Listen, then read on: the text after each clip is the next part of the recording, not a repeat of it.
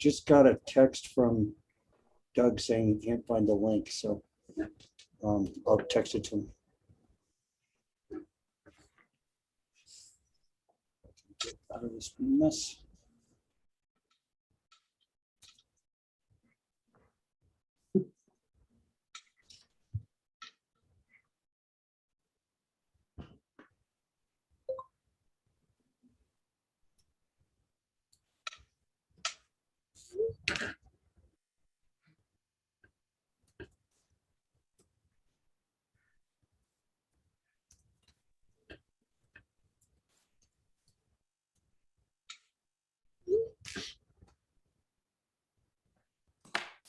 Well, I'll go ahead and call the meeting to order as the vice chair. Regular planning and zoning meeting of April 27th, 2021. And ask for a roll call, please. Okay. Commissioner Emelson, Here. Commissioner Lisk, Montague, here or She's muted. Here. Nelson, Here. Mayor Clark, Here. Councilor Meyer, Here. and Chairperson Camright is MIA. He's coming, I believe. Okay. All right, well, the first item on the agenda is kind of due to me anyway, that we had a vacancy on the planning commission when Larry Falk had to step down. Thoughts and prayers go out to Larry as he's struggling with some health issues. But we advertised for people's letters of interest in this seat, and Michelle put in her letter, and she also put in her letter twice for town council, and she has extensive history in planning and zoning matters in Telluride, and has a real interest in the topic. I know she's a glutton for punishment like the rest of us. So it's the mayor's prerogative according to town regs to appoint planning commission members. So I have appointed Michelle to fill Commissioner Falk's seat, and she will serve out the remaining. Looking forward to seeing us. So welcome aboard, Michelle. Glad to have you here. Thanks, John. I appreciate it. All right. Doug, whenever you're ready, I'll let you take over.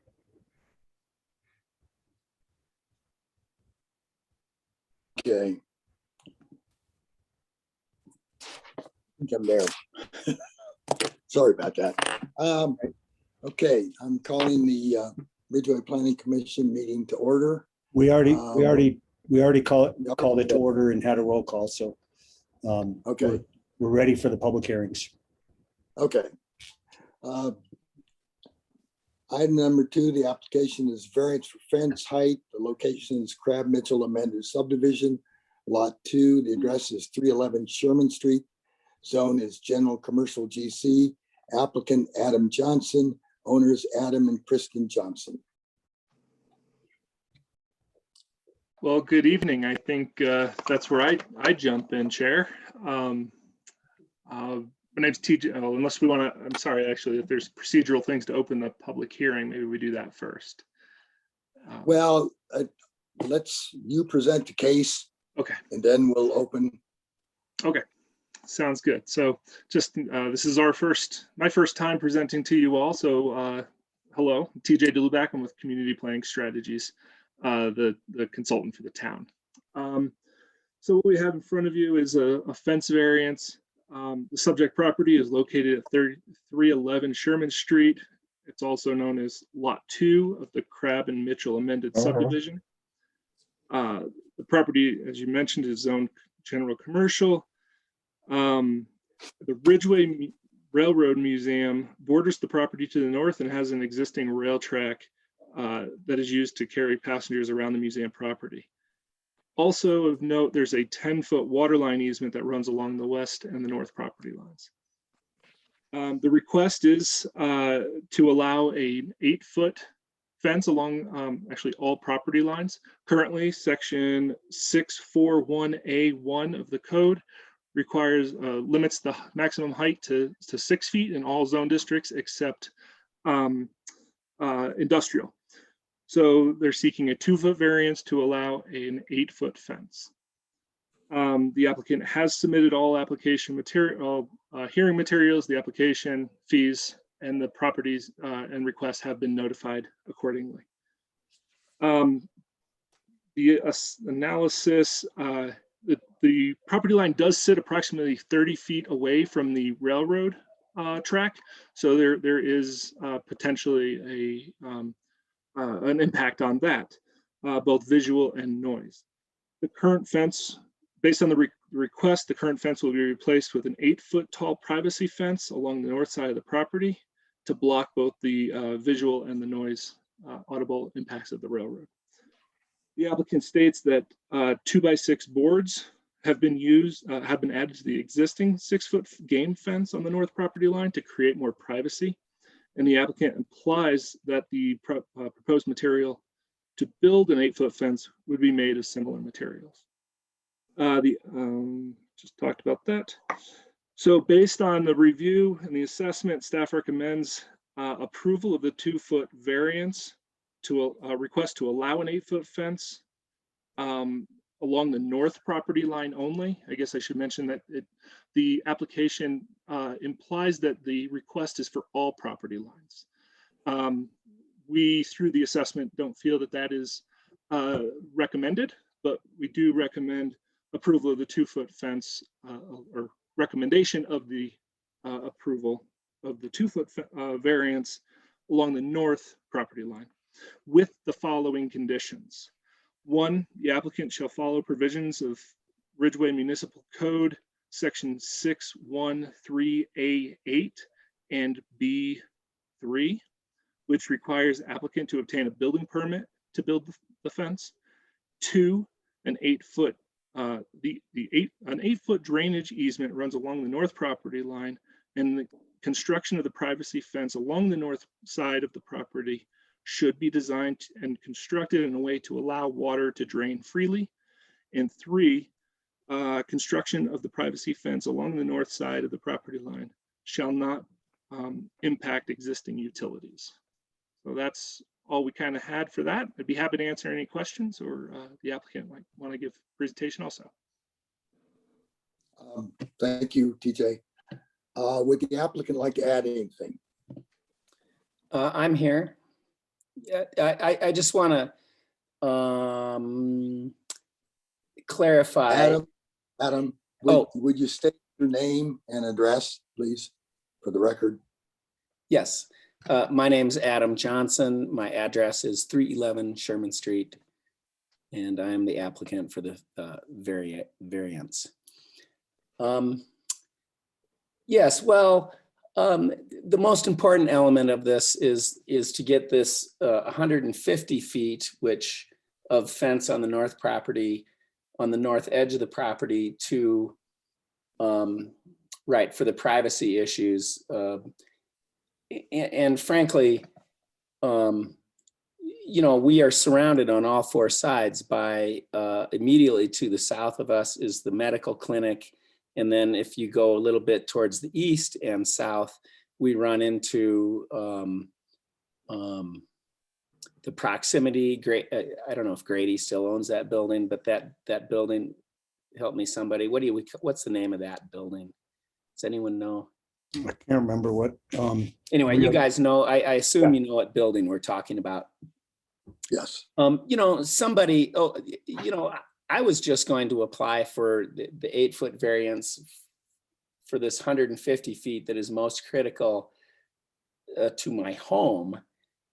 But somebody who I was talking to while I was considering all this suggested that, well, while we're asking, I may as well ask to have the 8-foot for the whole property, because in fact, we're surrounded on all sides, well, except for the east side. On the east side, we border the town park, Rollins Park. And I have a 6-foot fence there now, which is adequate.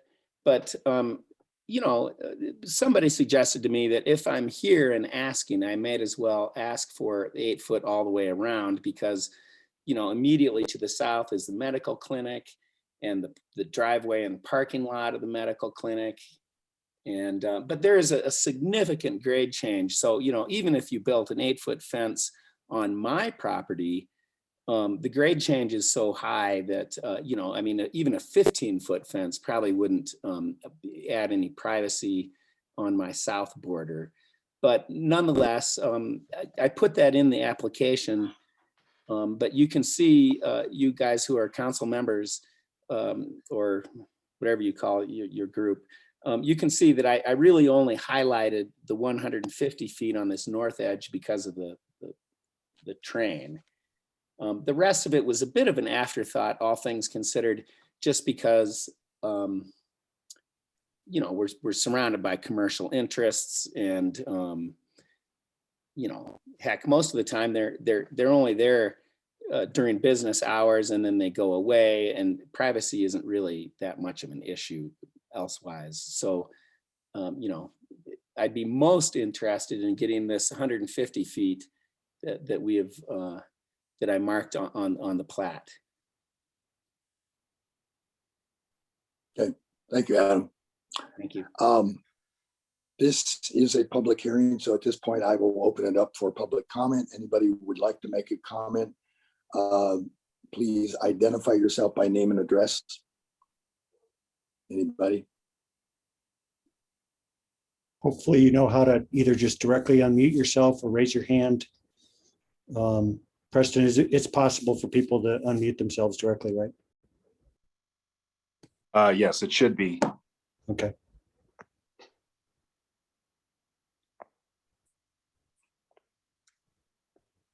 Okay, I don't see anybody.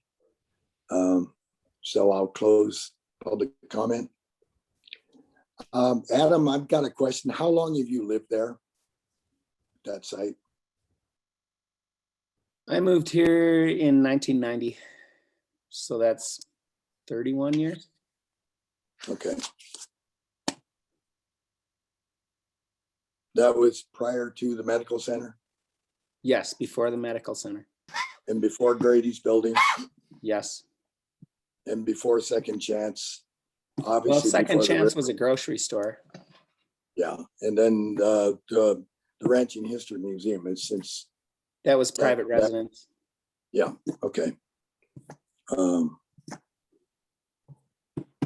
Okay. I don't see an issue here, but Either like this seems like a no-brainer to me. I have a question. okay, Michelle. It was for the planning consultant, and he had said, I believe, that he recommended approving the 8-foot fence on the north side only, but not on the other sides. And I was wondering why that was. Yeah, and I think the reason is that there's a hardship on the north side that is because of the noise, and again, the elevated passengers on the train to create that visual and audible privacy there. We didn't necessarily see that same hardship.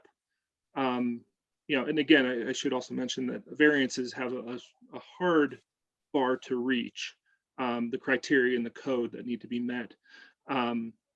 So we just didn't necessarily feel that it warranted that extra 2 feet. A 6-foot privacy fence along all property lines is allowed. So that was just the staff recommendation. For that, we saw the real burden on that north property line, not necessarily the others. With that, I would say though, if the commission were to find that the criteria were to be met for all property lines, that would be your purview as well. The reason I asked that question is that the north side, I agree, seems like a no-brainer. But on the other sides, at least on the south and the west, I wondered what negative impact the 8-foot fence would have, since it's in an otherwise commercial area and this is the only residence there. So I didn't immediately see why that would be a negative if the residential person is the one that wants it. Can I speak to that? Yeah, I'll ask the applicant. Go ahead, Adam. Well, 2 or 3 years ago, I already put a fence on the west side, and I already came to the planning commission and got permission of the whole 200 feet or something on the west side. I already have, I already asked for an 8-foot variance for the very specific part that is, you know, and I already got permission for that, and I already built that fence. So the west side is already a done deal. Ah, So, and there is a section also between myself and the south, immediately in front of the windows from the medical clinic, that was also rolled into that same request last time around when I did this.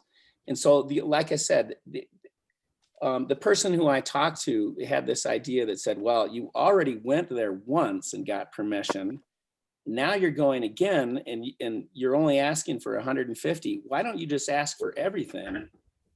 Because everything around me is, and in fact, to the south, the grade change is really quite radical, because the parking lot for the medical clinic came all the way up to, when we first moved here, there was an enormous building there that was part of the, immediately south of my property line. There was an enormous building there for the county shop. It was like 150 feet by 25 feet tall by 50 feet north to south. And when they tore that building down, the foundation of that building is right on the property line. So when you are in their property where the medical clinic is, you come towards, the farther you go to the north, all of a sudden you come to the edge of their old foundation, and then the property drops like 3 feet to the ground, the existing ground. So any fence that I built there on my own property would be starting 2-3 feet below the grade, because those guys raised their grade between, next to my house. So, any fence that was going to be built, if I built a 6-foot fence on my south property line, it would only stick up above the ground, 4.5 feet probably. So really anything, if I wanted to not see the underside of vehicles that are driving in the ambulance bay for the medical clinic, when I'm standing on my property, I can literally see underneath vehicles, because there's such a radical grade change there, because the foundation is on the property line. So that was why, like I said, this other person who I was talking to about it said, well, hey, while you're here, since you've already done it once, and now you're asking again, why not ask for go for the whole property? Because in fact, everything on the south side is, because there's a radical grade change there, and I thought, well, okay, that makes sense. Makes sense to me to ask for the whole property line. Now I have a fence on the west between me and Rollins Park, and that's adequate. And really an 8-foot fence really isn't even going to do that much between me and the south, all things considered, privacy wise. So. Yeah, so it sounds like that's, even though you did kind of append that to your request, it's probably not a deal breaker to not do that. No, not in my case, I mean, making it that big an impact. No, it really wouldn't. But since I'm here, I mean, it does cost me $175 to apply. And then I had, so if it were me, if I was going to build something along the south, I would probably ask again to go 8 feet, just because anybody walking along that property line, I mean, it goes to, I bet you there's an 8-foot drop right behind the building, right behind Grady's building. Anyway, I mean, the property grade change is radical. The farther you go east, it gets more and more. So a 6-foot fence wouldn't even come up above grade. And an 8-foot wouldn't either at that. No, I mean, it'd have to be 15 feet. I mean, if I was gonna do that, but I asked just because, like I said, somebody sort of put that idea in my head. And I thought, well, I may as well ask because I don't foresee a fence there because I don't think it's practical. You know, the wind that blows here, you would just tear that fence to pieces, I think, if you build a fence that tall. That was property, that was. Right. Do you have any other questions I can try to answer on that? I mean, the critical issue here is the privacy with the trains. Right. And everybody who goes past is smiling. I mean, it's no problem. They're happy to see us, but you know, I mean, we wave and smile back. My point was just that given the situation, I wouldn't be opposed to at least 8-foot fence on the south side either. But I'll let this carry on as it needs to. Thank you. Yeah, it seems like TJ's comment was that in terms of a variance requiring some sort of hardship, the hardship really isn't there because an 8-foot fence wouldn't make enough of a difference to matter. Well, immediately between my shop and the medical clinic, when the ambulances come in or the cleaning crews come in, you know, the drop is only like 2 feet on the farther west you go, but as you go east, it really, you know, where those dumpsters are and stuff, that's over my head. When I'm standing on the ground, the wheels of the dumpster are over my head. I mean, but that's by the time you get that far east. Well, I'm fine with going with staff recommendation. I think, I mean, basically, Adam, you've said that it probably doesn't make sense to do it anyway because of the grade change. So, what would be nice is if those guys built a 6-foot fence. I mean, that was where I was headed, is that eventually that would be the logical thing to do. And, you know, I don't know if the town can sort of encourage that at some point. I think we possibly could, but not relevant to tonight's discussion necessarily. I agree. Yeah. I'd like to make a motion. Go for it. So I'd like to make the motion to approve the 2-foot variance request to allow an 8-foot fence along the north side of the property. The address is 311 Sherman Street, lot number 2, Crab Mitchell amended subdivision. And then it would also include the 3 conditions stated by the staff in their recommendation. I'll second that. Do I need to get a building permit for this? Yes. For the fence? Mhm. On the north side of the property? Yeah. You know, the contractor is scheduled. Do I need to do that before that? I believe Yeah. so. Yes, Adam, this is Preston. Our formal building permit process would apply here. I can send you the materials so that you can complete them and get them into Mike Gill. Construction of a fence is pretty straightforward. We can commit to turning it around as soon as we can.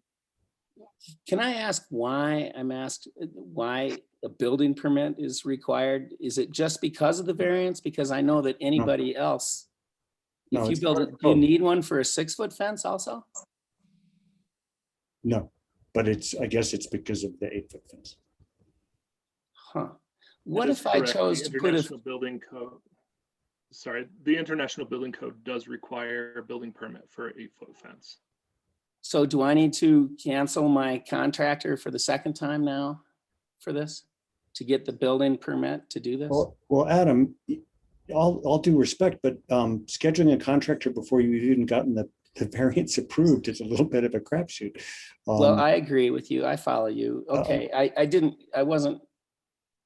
Okay, well, I will. I mean, I think the staff has told you that they'll try and turn the building permit around as quickly as possible. It's not complicated. I don't think it'll be a huge deal, but Okay.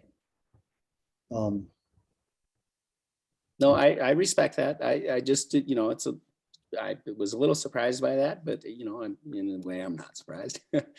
It's okay. It's okay. I'll be happy to have an 8-foot fence for the privacy between us and that would be great. Okay, thank you, Adam. So we have a motion, we have a second. Any further discussion? Okay, Karen, would you poll everybody? Karen? She's coming. Okay. Commissioner Ilmeson, Aye. Commissioner Montague, Aye. Commissioner Nelson, Aye. Counselor Meyer, Aye. Mayor Clark, Aye. and Chairperson Kenwright. Aye. Thank you, Adam. There you go. Thank you. Good luck. Thank you. I will apply tomorrow. Thank you. Okay, item number 3, the application is for a temporary use permit. The location is block 22, lot 16 to 20. The address is to be determined Clinton Street. The zone is historic residential HR. The applicant is Stryker and Company, Inc. The property owner is Ridgway Runners. TJ. Excellent. So thank you all. What we have here is a temporary use permit. And we'll get to kind of why it's here in a little bit, but this is for the staging, construction staging offsite for the Space to Create project. The construction is slated to start in May of this year, so not too far in the future, and last for about 9 months or so. This is going to be off-site construction staging, which is important to remember in a little bit. And the Ridgway Municipal Code allows for a construction office that is incidental to construction on site for up to 9 months. So a TUP, also of note, a similar TUP was approved at the same location in 2016, which I believe was the town project ramp funds for roadway improvements. So this site has already been used previously for similar use. So the request again is a temporary use permit for an off-site construction staging area for the art space to create project. The permit application and site plan were submitted. All application materials were provided, and the property and hearing notices have been completed pursuant to the code requirements. Let's see here. The request is reviewed pursuant to section 7318C3, which provides that the Planning Commission shall hold public hearing concerning the application as the circumstances merit in its opinion. So you kind of have a lot of leeway on this application itself. The temporary use permit may be granted subject to conditions to ensure that no public or private nuisances or safety hazard is created. So this parcel is on the southwest corner of Clinton Street and North Laura Street, about 1/2 block from State Highway 62. Mentioned all that stuff. A site plan for the staging area was provided with it, and hopefully you have had a chance to look at that in the packet. It will be completely fenced with a gate for access, so it will be a secure location. The applicant, they're requesting to install a construction trailer, 4 Connex material storage units, lumber, and construction parking. There is a potential for nuisance given construction hours and adjacent land uses, residents and other commercial areas, as well as safety concerns of crossing streets during business hours. So, those 2 items we're addressing through staff recommendations in a minute. And then of the duration, the code does allow for up to 9 months. Again, the little nuance on this one is the code only refers to on-site staging for up to 9 months. This is an off-site staging use. Staff feels that it's an okay location and it's the best location for this construction site.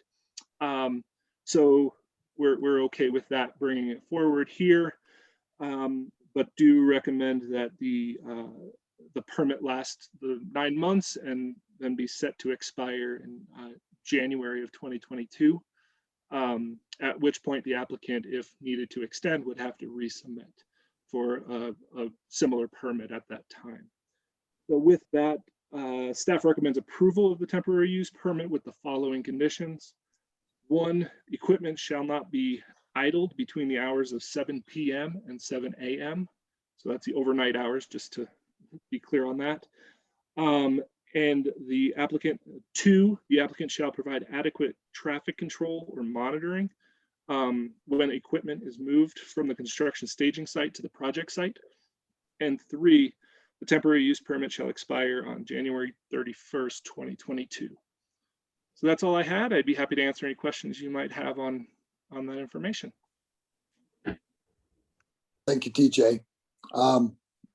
This, once again, this is a public hearing, so I will now open it up for public comment. And once again, state your name and address, please. Doug, sorry to interrupt. Do you want to give the applicant opportunity to add anything they think is pertinent first? That's usually what we do. Yep. Thank you, John. Yep. Yeah. That's, I think we have somebody here, Mark Klutz from Stryker. Is that you, Mark? That's gonna. So I'm There you Mark, project manager. This is Jimmy Merritt, our general manager. We know there's some concern about this staging site. You guys had some concerns in the town previously. Mr. Clark, you expressed that to us. You know, I can tell you that we're going to be better than ACC was. The plan for us is literally staging materials. You know, we're not going to be crushing materials. We're not going to be running in and out all day long. It's not going to be a work site for us. It's going to be a storage site. That said, the addition of, you know, art space to the town, I think is a huge asset that you guys are all looking forward to. And during the course of our construction, which is 14 months, I know the variance for this is for 9 months of staging. You know, that's 15 to 20 to 30 guys a day that are going to be ringing cash registers there as well. So, you know, trying to drive sales tax revenues and sales up for you guys. So that's really all we have to say. We're here for questions if you guys have any. Thanks, Mark. Thomas. Good evening. I guess if maybe you guys could explain. I was wondering, everyone can hear me, I think. Yep. I was wondering if you can explain if we're potentially approving something only for 9 months and you're saying the construction period is 14, are you not going to, I mean, I think you're going to need storage during that entire time, or are you just going to come back and reapply for an extension? What, you guys have thought about that at all? We have thought about it. In fact, you know, when we submitted this application, we didn't realize there was a 9-month limit. Spoke to Preston yesterday, trying to understand that. As we progress through construction, our ideally, we would move most of our staging onto the site through the winter. Our plan and our schedule puts us paving that site before winter hits. The later it takes us to get started, the harder that will impact us. But currently, if we do need to reapply, we would reapply come December. Hopefully that's not the case, but we may need to reapply for that.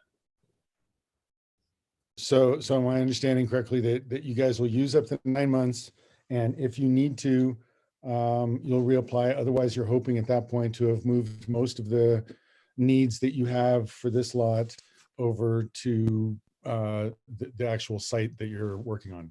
That is correct. Yeah. Okay. Great. Thank you for that. I appreciate it. You're welcome. Any other commissioners? Okay. Mr. Chair, if I may, this is Preston. I'm not a commissioner, but a member of staff. I just want to raise a point. Staff did receive a comment letter from Mr. JT Thomas, who resides at 760 Clinton Street. We got that comment letter earlier today. It's been uploaded to Dropbox. It's labeled as a late ad. So you all should be able to see that in Dropbox. I did just want to highlight that we did receive that comment letter, but I do believe JT is on the meeting this evening and may be able to make similar remarks that were in that letter. Thank you, Yes, Preston. I'm on here. So JT, you want to go ahead and Sure. speak? Sure. I mean, actually, I guess first off, it sounded like from Preston earlier in a email that he responded to me on that the planning commission, all of the members did get a chance to read it. Is that the case? I see Russ, Thomas, no, Michelle, no, John. Is this a new one since the one you submitted that I? This morning. Oh, no, I have not seen it. Okay. All righty.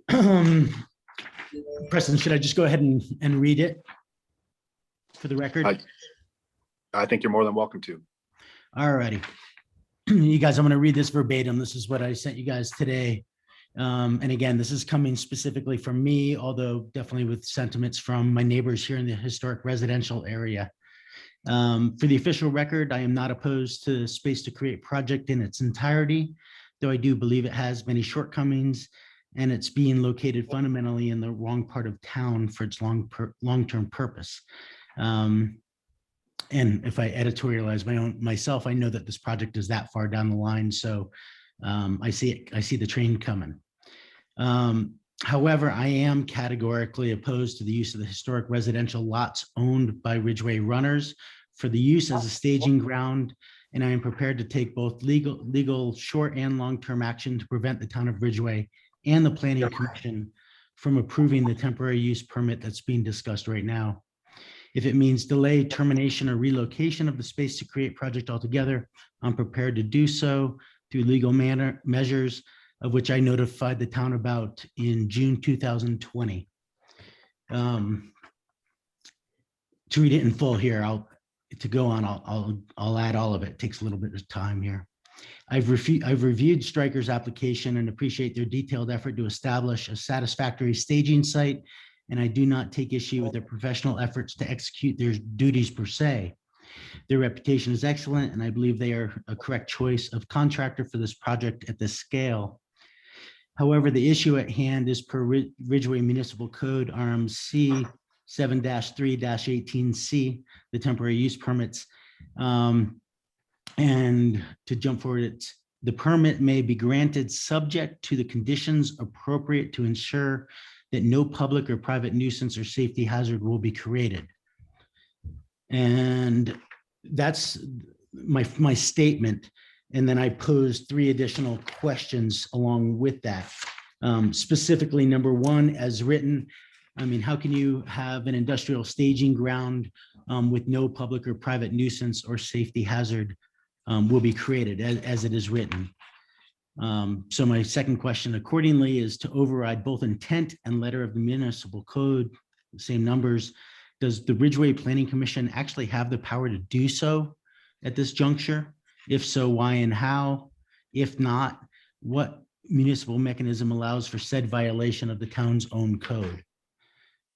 And number 3, since there, and I can repeat these if we backtrack to them.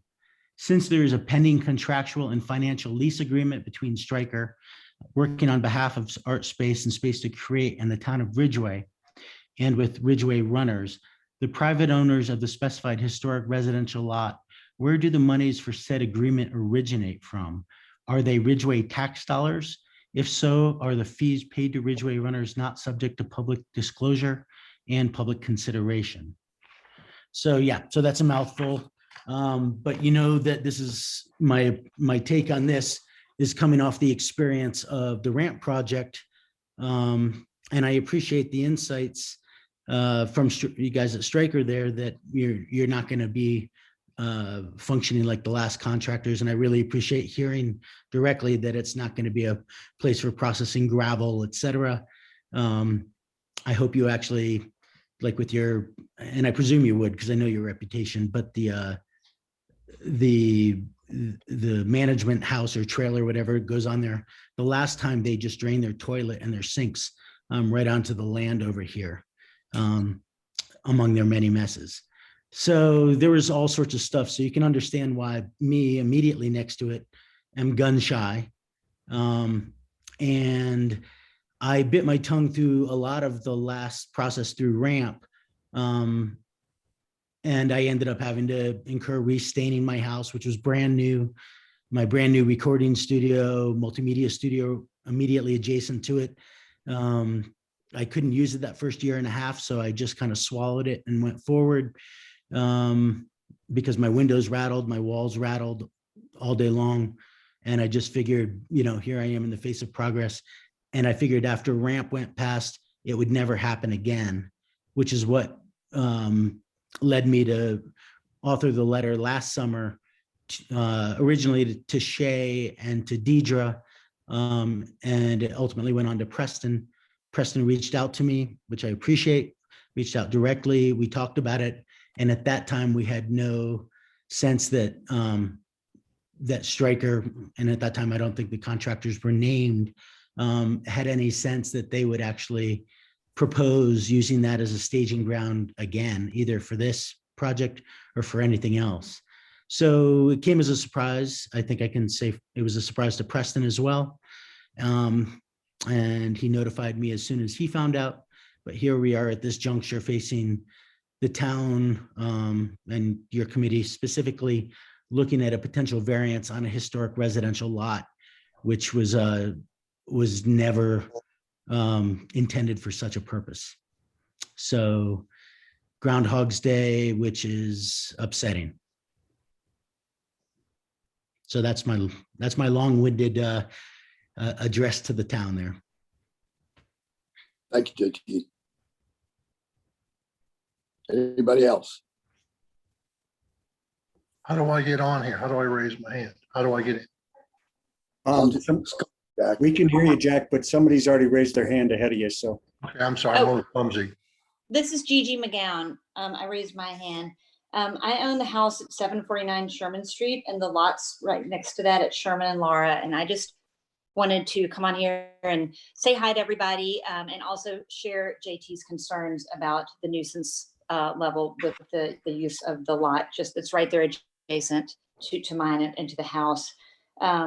Just share those same concerns. I have the town of Ridgway issued a short-term rental license to me for that house, and I rent it out on Airbnb, and then my family and I visit there as well. Just concerned that if I'm leasing the house out to guests and they see this construction site going on right there, that they're going to leave bad reviews, and that's going to negatively impact that rental. And also just my own peace and quiet when I go and visit. And also I have a concern that it's going to be a lot more than 9 months. I mean, we all know how these things sort of go. Frequently things take longer than it's anticipated. And so I just want to share JT's concerns and again, totally support the project. Space to Create is amazing. Nothing personal about any of the parties involved, but I just, as a landowner, wanted to share my concerns and voice my opposition.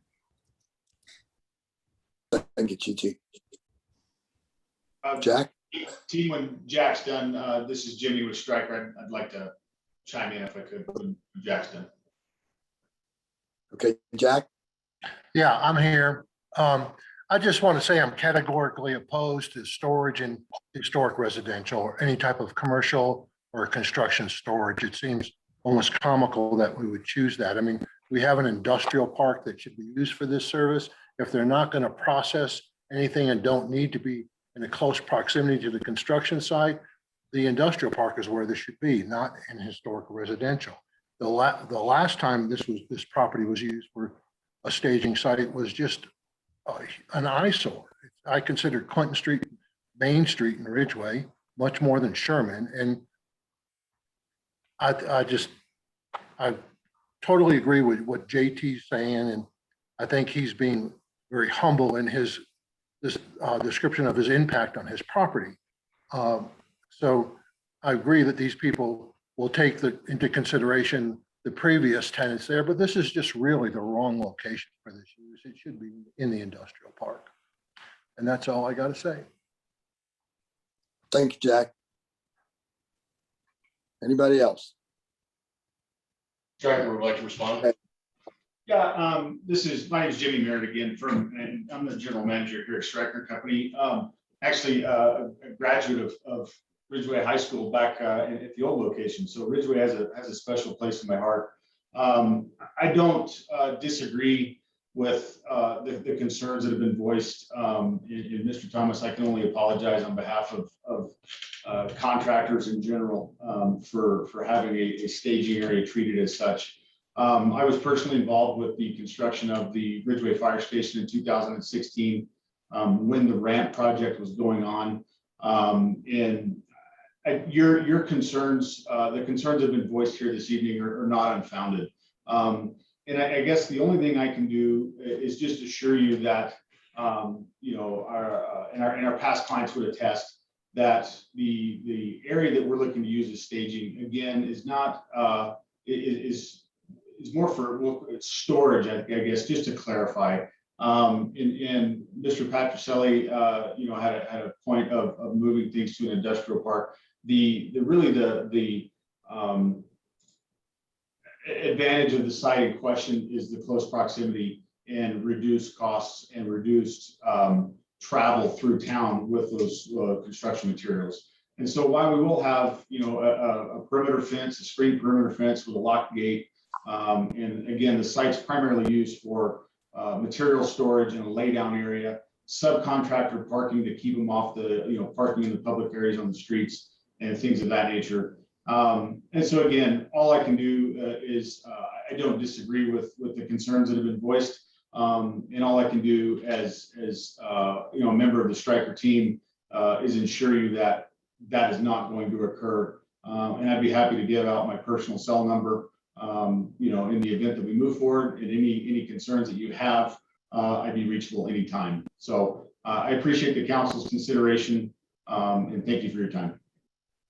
Thank you, Jimmy. Anybody else?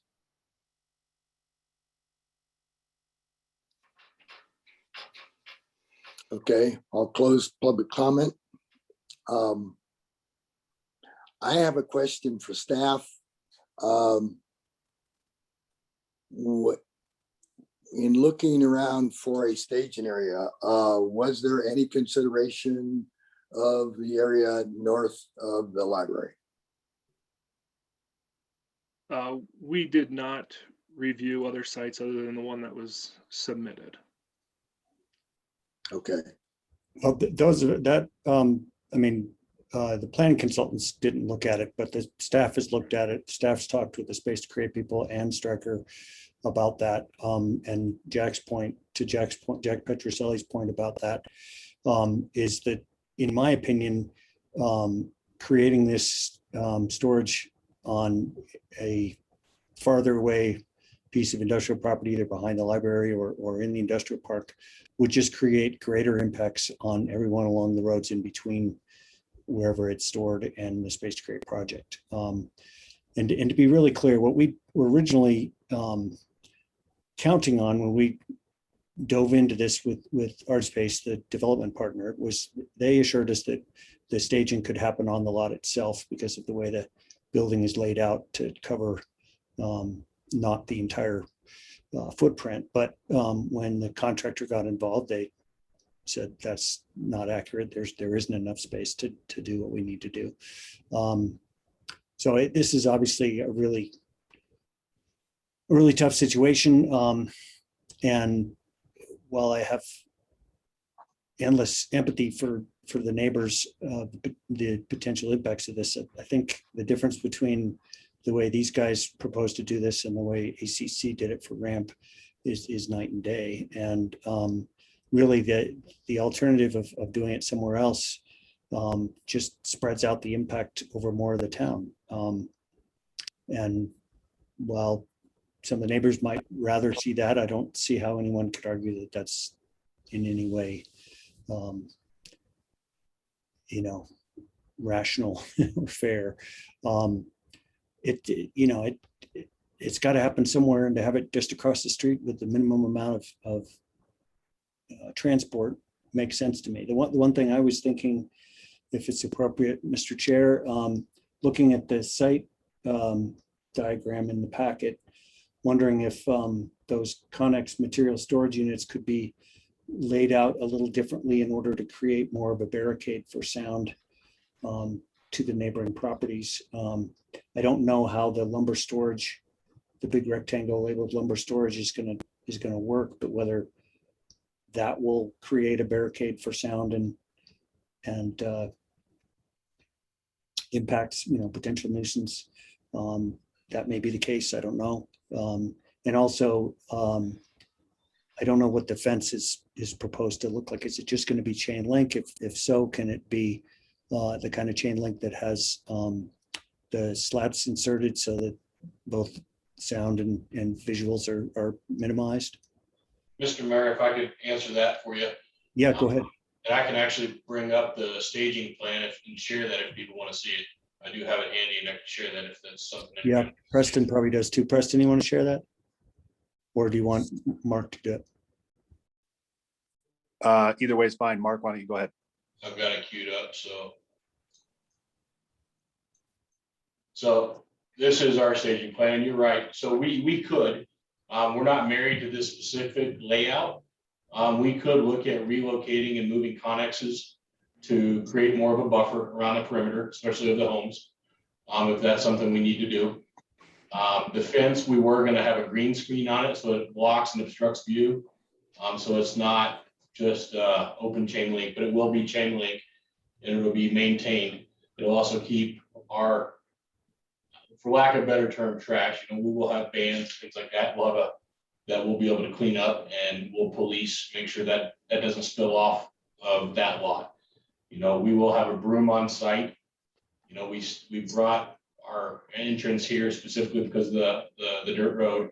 We will have a broom on site to be able to take care of any dirt or debris that we bring out onto your paved road.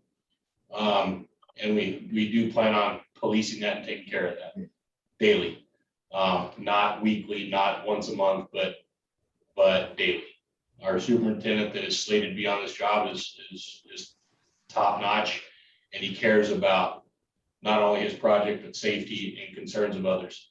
And it was, by Mr. Mayor, brought up during this original onset conversation about looking at additional property. But if it's over by the library or Kelowna, either way, those are impacts that affect the project as far as cost and time and everything else that just aren't there. So we did look at other options. There just aren't any. We did originally apply for a plan that would close North Laura at the intersection so we could have staged there. Planning Commission, I believe, is where that went to. Decline that, we had to revise our plan.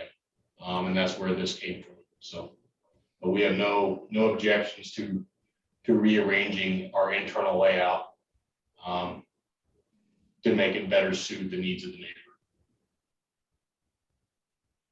Hey, Mark, I have a question for you. I'm guessing that you guys didn't put the entrance on the other street there because there's no curb cut. Is that right? There is no curb cut and there is a sidewalk. And then we'd have to worry about damaging the sidewalk and that concrete. So yes. Right. I mean, obviously that would be more optimal, but I realize it's more reasonable to have it come off Clinton the way you have it. Yes, sir. Thank you. Thank you, Mark. You're welcome.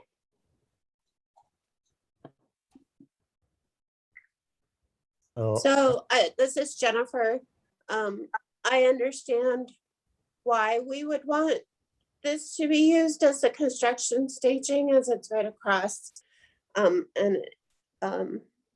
along with the conditions that are listed. However, when I look at the historical residential district and their uses, I don't see anything that says anything about construction staging or storage that we can use by right or conditional uses in our code.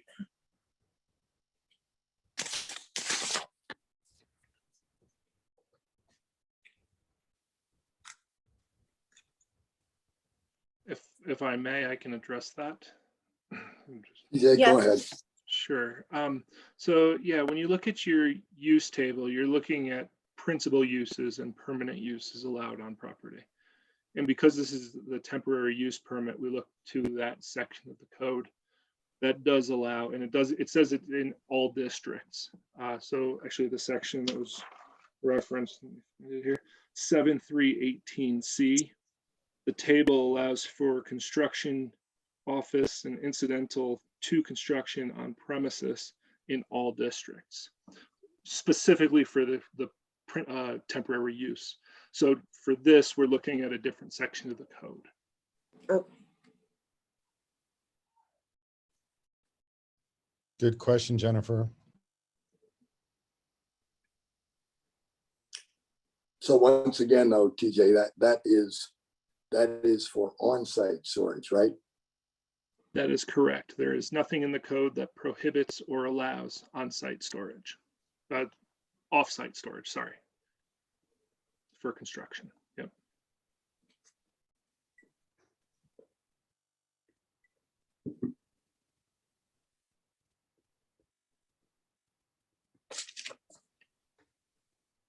Anybody else want to weigh in?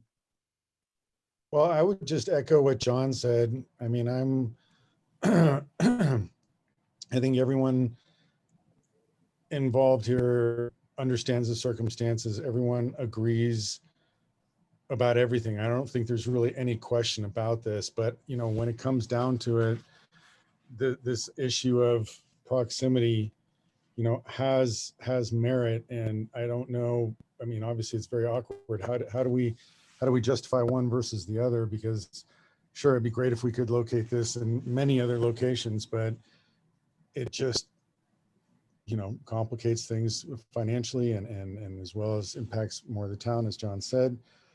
Or we keep it here, which is an optimal site for a lot of people, but not for the residents. And we certainly want to respect and honor their situation as well. So I don't know. I mean, it's a very tough one, but that was going to be my first 2 cents just off the cuff. There was you know, imagining seeing a bunch of trucks going back and forth through town, you know, moving this material. I don't know. I don't see how that would be any better. And regardless of where this particular staging is, there's going to be a massive construction site catty corner.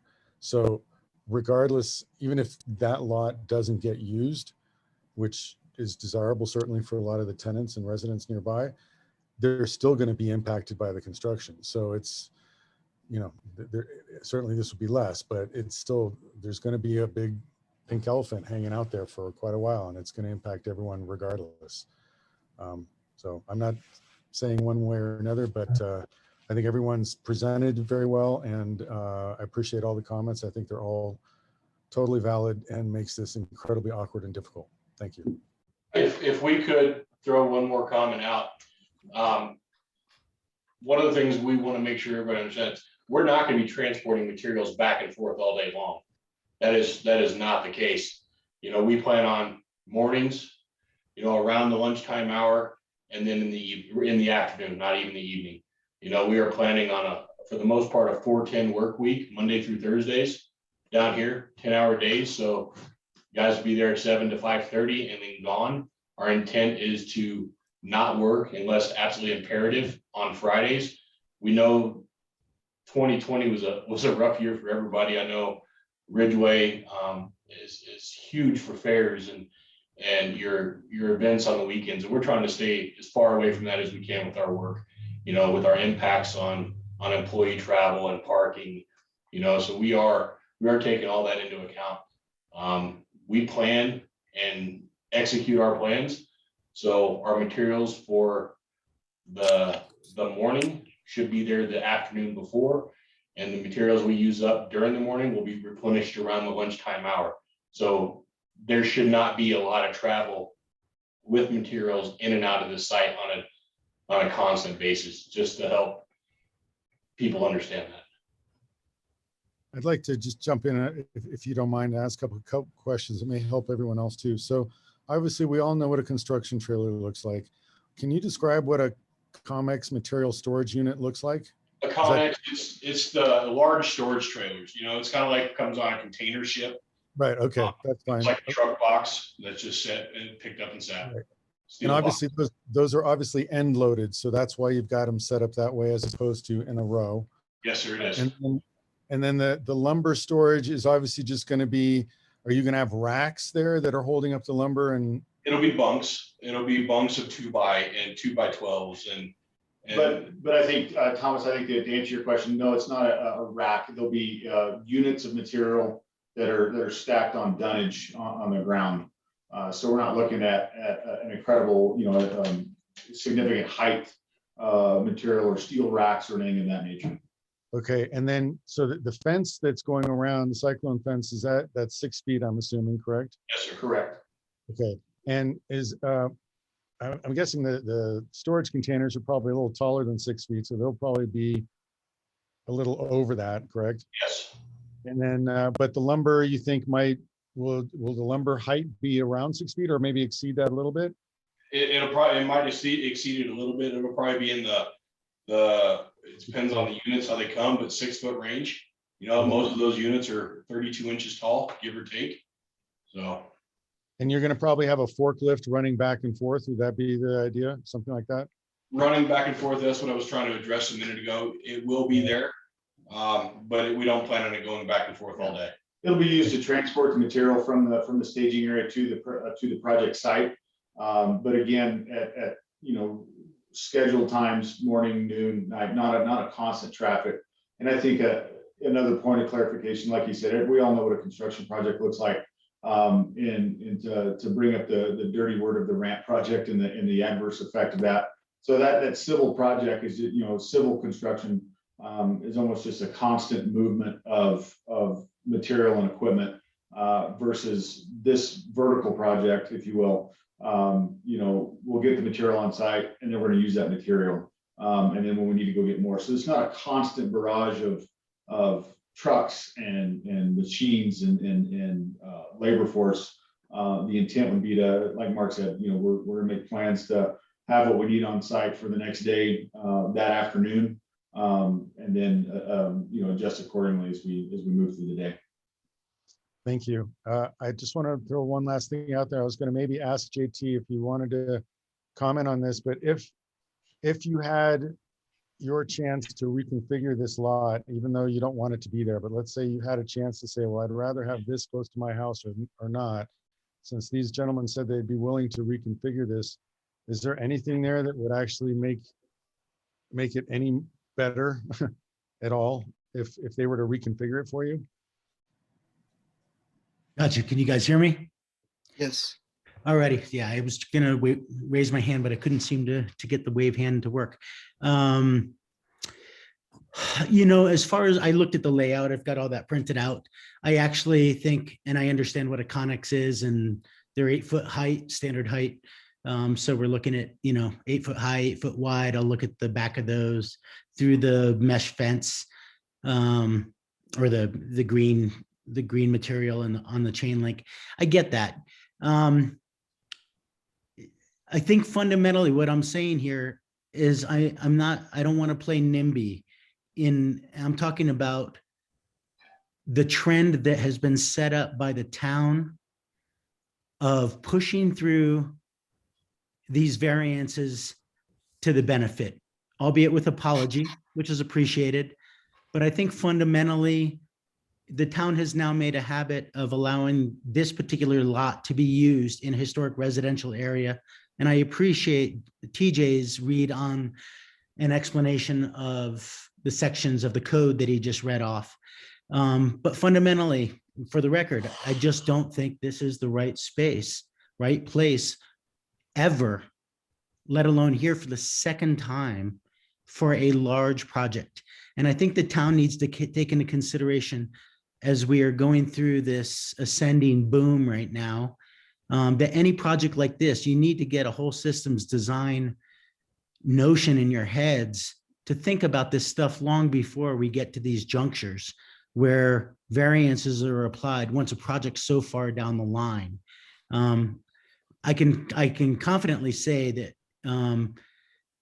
other neighbors here that weren't able to attend tonight are going to raise hell on this as well. And I had also said, like in the letter, the Space to Create project has been, I attended the early meetings and a lot of them were silly. The project kept going on. A lot of stuff was done in-house. There wasn't a lot of great response to public comment or concern. And here we are at this juncture once again, facing a variance, which is going to be sitting on the shoulders of the Planning Commission right now to interpret the code as to whether to go forward or not. But yes, I'm categorically opposed to using that historic residential lot next to me for development purposes and for now a second opportunity for the owners who are absentee owners from Telluride, realtors in fact, to profit from this process. That doesn't mean I'm not sympathetic to understanding that this is obviously the most efficient spot that will reduce impact for the town. And if I was in the shoes of Stryker, of course, boom, right there, that would be the spot. But unfortunately, it's just in the grand scheme of development in this town, it feels like we keep getting shined on with our community concern, and the aspirations for these kind of projects are really don't at the get-go take into concern the greater impacts that lead us to moments like this, where I hate to say it, but I have to pull out legal measures of wanting to prevent this. And I don't want to scuttle the Space to Create project overall. I just think, for the record, a lot of mistakes have been made in how this has been approached that's brought us to this moment. And so I hope the members of the Planning Committee think about that in full before they make their decision this evening. I just said, JT keeps using the word variance. This isn't a variance, it's a temporary use permit. And it's also fully allowed by the code. I have said before, I totally and completely empathize with your feelings and your concerns. We assured you about a year ago that this wouldn't need to happen again. You can only imagine how bad I feel that here we are again asking for this, but it's not at all atypical for a town that's having a construction boom like Ridgway is. I also get that you may not like the construction boom we're having, but it is what's happening. And I maintain that I have this conversation with people weekly. We can't just close the gates. We can't just say, no, we don't want any more development. And I didn't say that, John, for the record. I know. Let me finish. And we, all due respect, JT, we can't have a back and forth here. This is a public hearing. So, I just, all I'm trying to say is that I totally empathize with your concerns, but it's not, this isn't the, terribly unusual, it's the kind of thing that happens in communities that have big construction projects happening all the time. And as I've been sitting here listening to the discussion, it's occurred to me that really what this boils down to is whether or not we can trust Stryker to do the much better job of managing this yard than ACC did during the ramp project. And I don't think that's going to be hard for them to do, quite honestly. There's not going to be gravel storage. There's not going to be equipment in there all day at all hours of the day, stirring up huge dust clouds. And, I believe these guys when they tell us that that's going to be a night and day different kind of experience. Whether or not they're still going to, there's no question, there's still going to be impacts on you and the other neighbors. But as Thomas pointed out, there's a huge construction project across the street that's going to be just as big an impact. And it's only going to go on for about 1.5 years. And then we're going to have a beautiful new 30-unit deed-restricted affordable housing project that is going to benefit the town in so many ways. So, as many of us have said, that we're not thrilled that we're here having to make this decision, and we get how much of an impact this is on the neighbors, but the alternatives just aren't there. I don't see any alternative that would be anything but more impactful, both to the citizens of the town, the safety of people moving around, and the cost of the project. So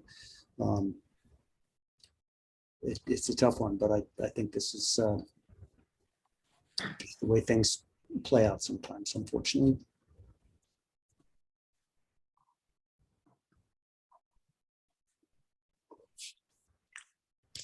Anybody else?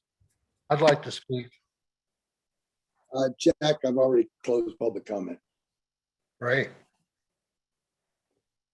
Can I add something? Yes. Listening to all this, and if Stryker Construction is reputable, JT said he looked into it and they're a very reputable company. And it seems to me that if they're going to use it the way that they describe, it's actually less impact than if that lot was to be developed and there was construction taking place on that lot. I realize there is construction kitty corner from that, and that will also impact the neighborhood, but it seems like as far as impact goes, the storage as they described it is less impact than a construction project, which will eventually happen there. That's my 2 cents.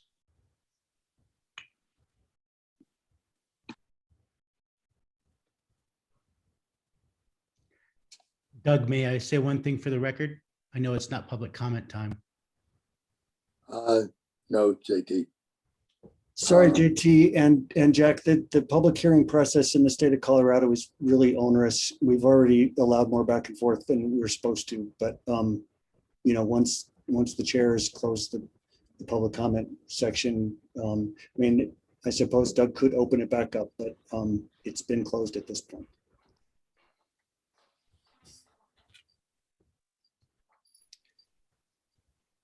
I interrupted you, Doug. I'm sorry. No, Thomas, go ahead. Well, just as a small aside here, though, I do think that we should all take note of JT's comments there, and in the fact that we are assuming that we're going to have the old brick house big project that's happening up from the post office, and as well as the firehouse project coming up. They're going to be in the same situation, and they're going to probably be wanting to use that lot next to the post office. So just as a heads up to all of us and staff and all that we need to be prepared for the similar situations arising there as well. Oh, yeah, you're right, Thomas. We're definitely going to be revisiting this again and again.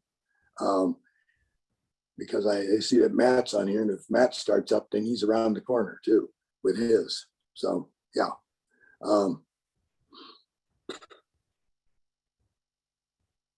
Yeah, I guess my 2 cents worth on this is that I know that there's going to be a lot of disruption in that neighborhood, just with the fact that the construction is going to be going on that northeast corner, regardless of where the storage location is. So there will be disruption there. I think the other thing that we need to be concerned with is if it's not at that location, what the impact for the town as far as safety and health is. If with bringing stuff in, I think I'm also kind of curious to understand exactly how the development plans to work some of their onload, offload type stuff, and if that's going to impact any of the additional parking that's around there. I think we need to understand that. The other thing that I have a concern with, and I relate to from JT's side, is this is how part of how he makes his living is in there. And I think with the ramp project, it sounds like that was something that it impacted his ability to make his living. And I have concerns. It sounds like that shouldn't be an issue, but if it did become detrimental to that, to his ability to do his work, then is there recourse? Is there a way that we can go back and ask them to do something else to address those concerns?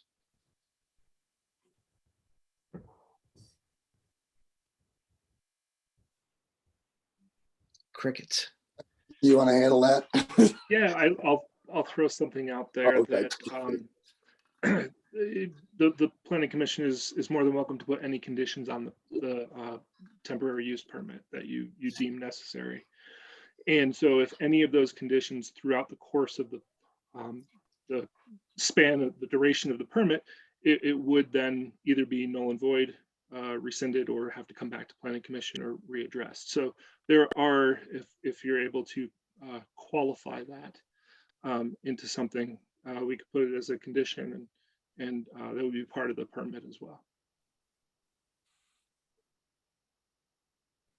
Well, given that this is obviously the best location from a construction standpoint, I get that. And since that is the obvious condition, I would try and make sure that we put some sort of stipulation in there that ensures that it's not going to affect anybody's livelihood and being able to survive with the effects that are going in. Based on what I'm hearing from Stryker, I don't think that's going to be the condition. I think there's going to be generally busy traffic in the area that's going to happen regardless of whether the storage location is on the southwest corner or 2 blocks away or what have you. There will be a lot of congestion in that area regardless. And it's just a matter of making sure that it's safe for everybody, no matter where that goes.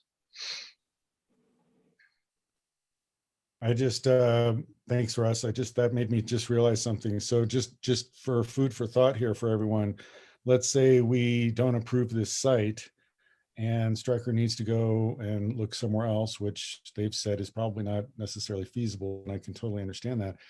I'm wondering now the impact of all the subcontractors parking, because I'm not sure how many vehicles you guys had accounted for in your diagram there, but that is going to significantly reduce some of the on-street issues that if we don't allow this site to be there, then I'm guessing there's going to be more subcontractors clamoring to find parking spots around there because there's not going to be any other place for them to be.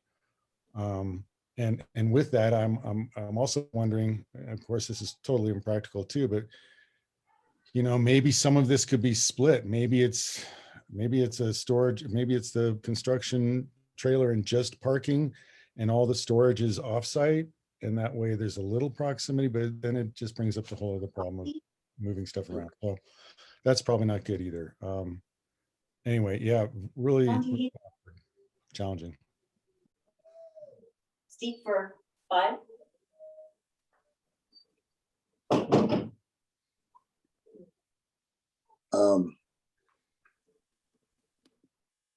Between a rock and a hard place here, aren't we?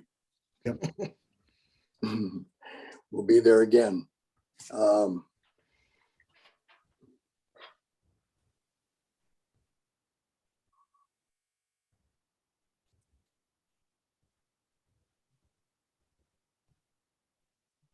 I agree with John, that your idea that yes, the simple staging site is once again the site behind the library, but that then means traffic back and forth through town, going back and forth between the two sites. And it's unfortunate that they couldn't do the storage on the site when they're building it, but we are where we are.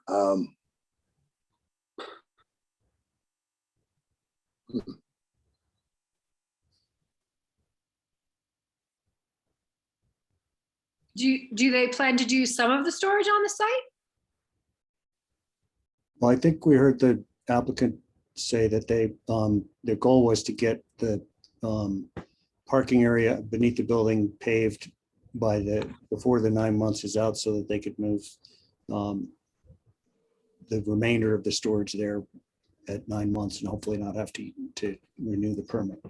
Of course there'll be, I don't, not trying to speak for the applicant, but they move a bunk of lumber over there and it'll be stored there until they use it up and need another one. I don't know if that's what you're asking, but and I know that we in the evolution of the discussion of all this with the developer ArtSpace and Stryker, we talked about, as they mentioned, that not necessarily even closing off Laura, but using half of it for for storage and staging. That, of course, creates a bottleneck in right in the middle of downtown that would affect all the neighboring property owners to one degree or another as well. Would also potentially require them to have to spend some serious money repairing that area once they're done storing material on it and moving it with a forklift and stuff. So, I just think there's no other conclusion but that this is the most logical place for it. I think the key at this point is that we come up with conditions that hold the applicant's feet to the fire in terms of doing it the way they assure us they will. And Russ's suggestion that we come up with some sort of condition that addresses the potential impact on a neighbor's livelihood. I'm not sure how to word that myself, but if somebody wants to take a stab at that, that might be an approach. I just don't see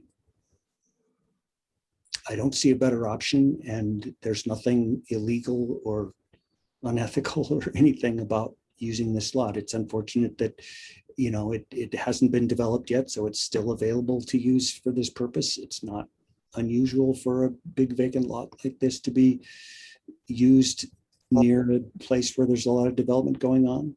It's just kind of what happens. So I think we need to move forward. I think I'd like to hear people's ideas of additional conditions if there are any that people want to add, and then I think we should make a motion. Let me ask Mark a question. Your construction process, you have weekly meetings, monthly meetings? How does that work out?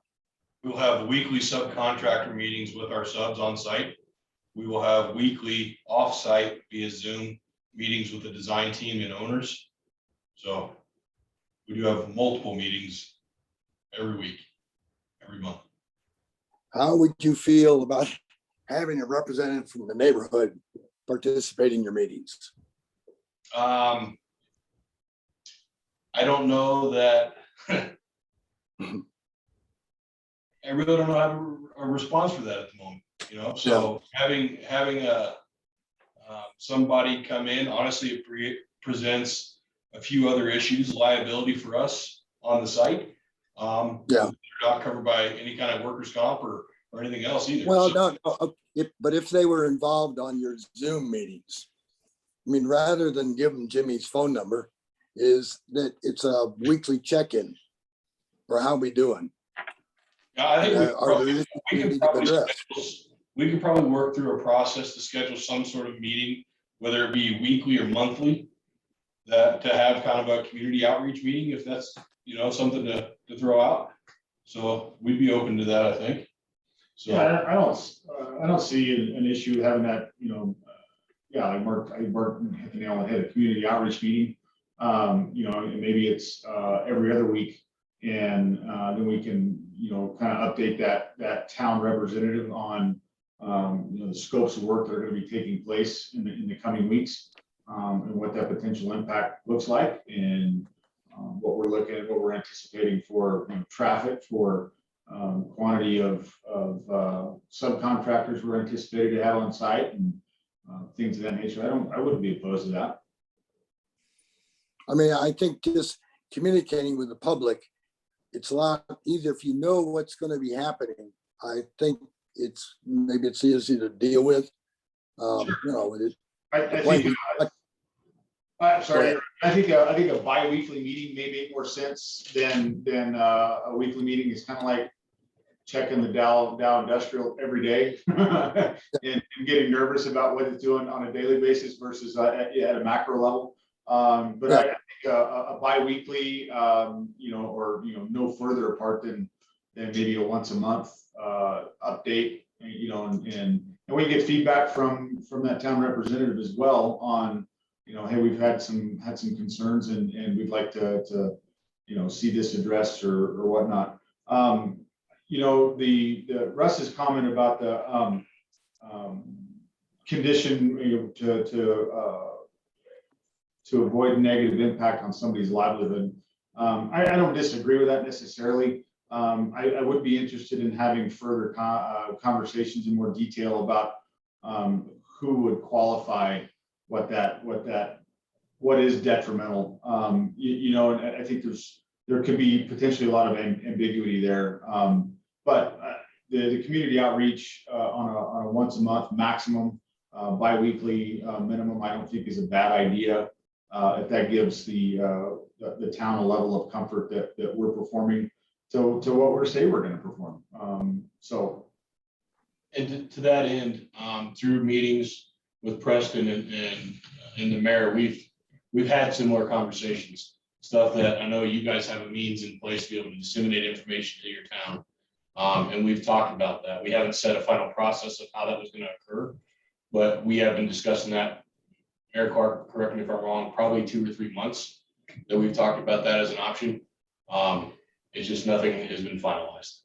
Yeah. Okay. Yeah, Mark, thanks for mentioning that. This is Preston, Mr. Chair, if I may. Just to add on to that, Mark, yeah, we've been in close contact, weekly meetings over the last, over many months, and it's on our radar. And as the project gets closer to financial closings and ultimately groundbreaking and construction, the town will certainly be at the table and putting out as best we can communications on project impacts, in other words, staging plan, hours of operation, stuff like that. So long story short, we'll be working closely with Stryker just in order to communicate to locals about what to expect with this project. It's not lost on us that it could have quite the impact on some.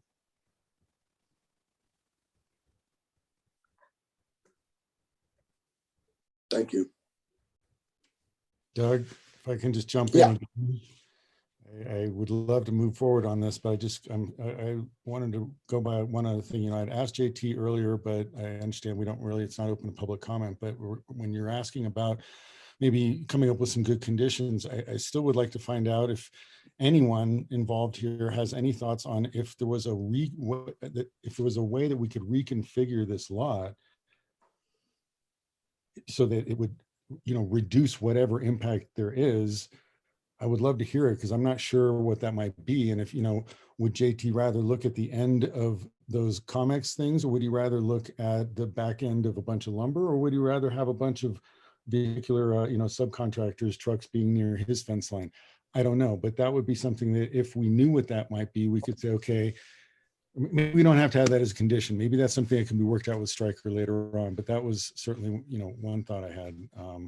Was I think we could maybe improve on that potentially, that if we're going to approve it, to see how we could make it less impactful. And the other thought I had was, if there's a way maybe we could stipulate different hours, or even though I know they're doing as best they can to scrunch the hours down and be as appropriate as possible, but if that would help the neighbors in some way, I'm certainly open to, suggestions in that regard. I have no idea, but it'd be great if we could. Thomas, I appreciate that, but they've already indicated, they're going to work 4 10s. Right.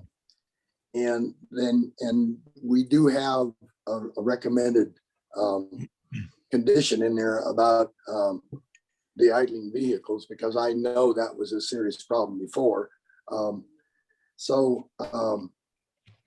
Reducing the hours down, I think you may compress the hours and then we extend this period of disruption. So this if they're going to be on site 7 to 5:30, I think that's a reasonable timeline for construction.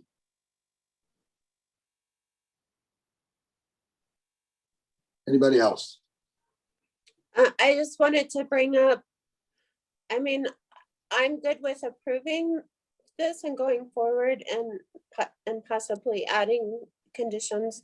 What the other concern I heard was the future use of that lot, and I didn't know, is that something that we can address? I hate to approve and then have more people down the line come in and want this approved for them as well. It sounds like we need to come up with different solutions in the future.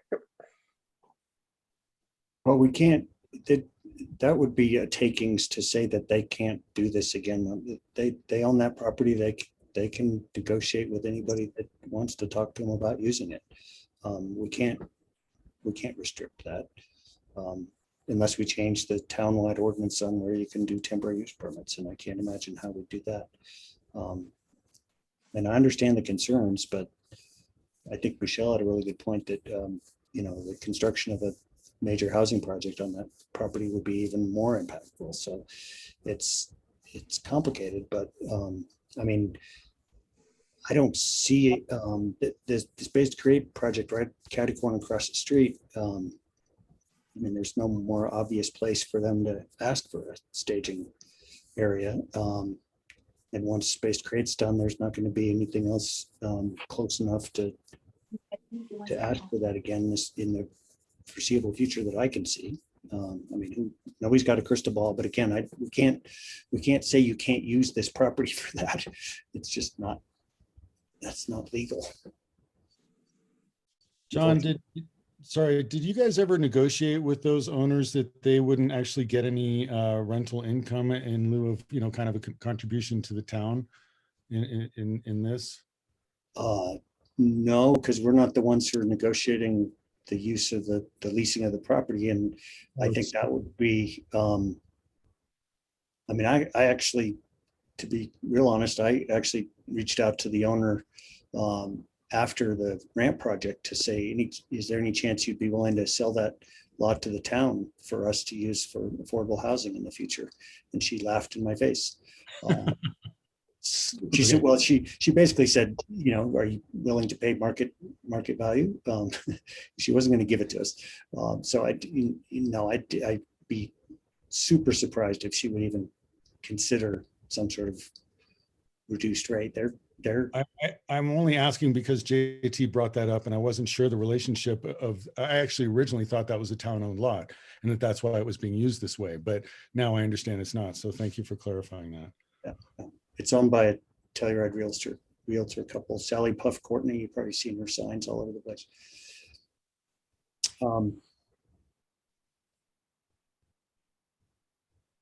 Well, I think nobody wants to have to do this, but I'll take the job of making the motion. Before I do that, I want to make one more offer. I don't have any suggested different conditions than what the staff report recommends. If somebody has another one they want to suggest before I make the motion, or you can make it as an amendment to the motion after I make it. But anybody? I would like to ensure that we have some sort of condition in there that's going to ensure that, I mean, sounds like to me, we actually need to go back to JT a little bit here, but understand what conditions we might do to ensure that this does not impact his livelihood. And that would be the only thing I would like to add to the conditions. Well, I'm with Jimmy on that. I don't see how we do that in a way that's fair to Stryker, that doesn't potentially handicap them from anybody coming up with any broad claim of their livelihood being affected. And I'm not, please don't get me wrong, I'm not claiming that JT doesn't have a valid claim about his livelihood being impacted by the last time this law was used this way, or it somehow being affected in the future. But how we define that is really challenging. And I would argue that our existing nuisance regs probably offer the protection that any neighbor would need. If things get bad enough that a neighbor can prove that they're being impacted in a nuisance way that's actually keeping them from making their living, they could file a nuisance complaint and probably have it dealt with by the town that way. But that's, I'm not a lawyer, and I'm not, I'm just guessing that's, I'm not even guessing. I know that that's what the town's nuisance regs are for in general, is to protect people from nuisances like that. But if you have some specific wording that you could think of, I'm all ears, but I just can't picture something that wouldn't be too broad to be potentially hamstringing to the contractor if somebody chose to be troublesome. Yeah, again, I don't know what those conditions would be, and that's why I say it's kind of up to JT, because he was the one that was affected by this before. I think based off what I'm hearing from the striker folks, I don't think we're going to run into as much of the rattling of windows and whatnot that made it not feasible to do his work before. But I think it'd be good to get just a little bit of clarity from JT, even though we're way down the line on this, on what would be impactful and what we could potentially try and restrict, rather than just leaving it open-ended. I would like to add that we should probably be very careful about setting precedents with this process, since there's going to be other lots and other people in the future that are going to be affected by construction, and allowing, neighbors within how much closeness to a project to set the standards. And I just think we're getting into a messy thing there. I agree. Is it only owners or renters? Can renters also weigh in? Like what are we doing? What are we doing here? Yeah, I think the idea of having a neighborhood contact and periodic, follow up with them so they can share with the community, because we're going to have other projects in that general area where you look at the bank building. How are they going to stage for the bank building? We're going to have a problem there. So I think rather than say anybody who feels they're impacted, because honestly, my windows rattle when we start doing mag chloride out here. So yeah, I'm impacted. I guess I'm retired, so I don't have an income. So, okay. So I think it's a dangerous way to go. And I think that the nuisance regs are there to address things like that. Yeah. Well, anyway, I think there will be opportunity for further discussion on this to some extent. In the meantime, I'd like to make a motion that we approve the temporary use permit to allow construction staging on block 22, lots 16 through 20, address 710 Clinton Street, for 9 months with, I think it's, give me a second here, with the following 3 conditions. Equipment should not be idle between the hours of 7 p.m. and 7 a.m. I would add that idling of any kind be kept to a minimum to the degree possible. Condition number 2, the applicant should provide adequate traffic control or monitoring is required when equipment is moved from the construction staging site to the project site. Condition 3, temporary use permit shall expire January 31st, 2022. And then I would add a 4th condition that says that the contractor will agree to work with the community on at least a bi-weekly basis to communicate how things are going and work with the community to make sure concerns are addressed. I'll second that. Okay, we have motion, have a second. Any further discussion? Karen, would you poll the planning commission, please? Okay. Counselor Emerson? Commissioner Emerson? I'm gonna have to say nay right now. I'm struggling, but. Commissioner Montague? Aye. Commissioner Nelson? Aye. Counselor Meyer? Aye. Mayor Clark? Aye. And Chairperson Canright? Aye. Thank you. Thank you guys from Stryker for being here tonight, and look forward to having a really great working relationship with you guys. Thank you guys as well. Everybody have a great night. Thanks everybody in the audience for taking part in this difficult discussion and staying respectful. I think we all understand that the ramifications of this, and it's unfortunate, but we're doing the best we can. John. Item 4, application is a final plat, location Parkside subdivision, lot 14, address to be determined, North Laura Street. The zone is residential R. The applicant, Josh and Teresa Seal, owner Joshua C. Seal. TJ? Excellent. Good evening. So just Can before I- we get in, Can I interrupt for just a second, just to say, I think there's some concern, I don't know if you were going to bring it up after TJ spoke, Doug, but I concern didn't about do, the process, whether we're yeah, doing. let me go ahead. I have a concern that this application, once TJ spells it out, this is a change in the number of lots in a plotted subdivision. It also recommends changing some of the language in the plat notes of that subdivision, and yet it is a standalone final plat.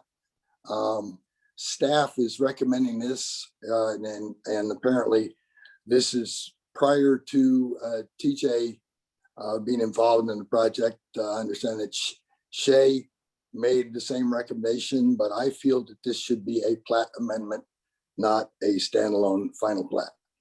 So go ahead, TJ.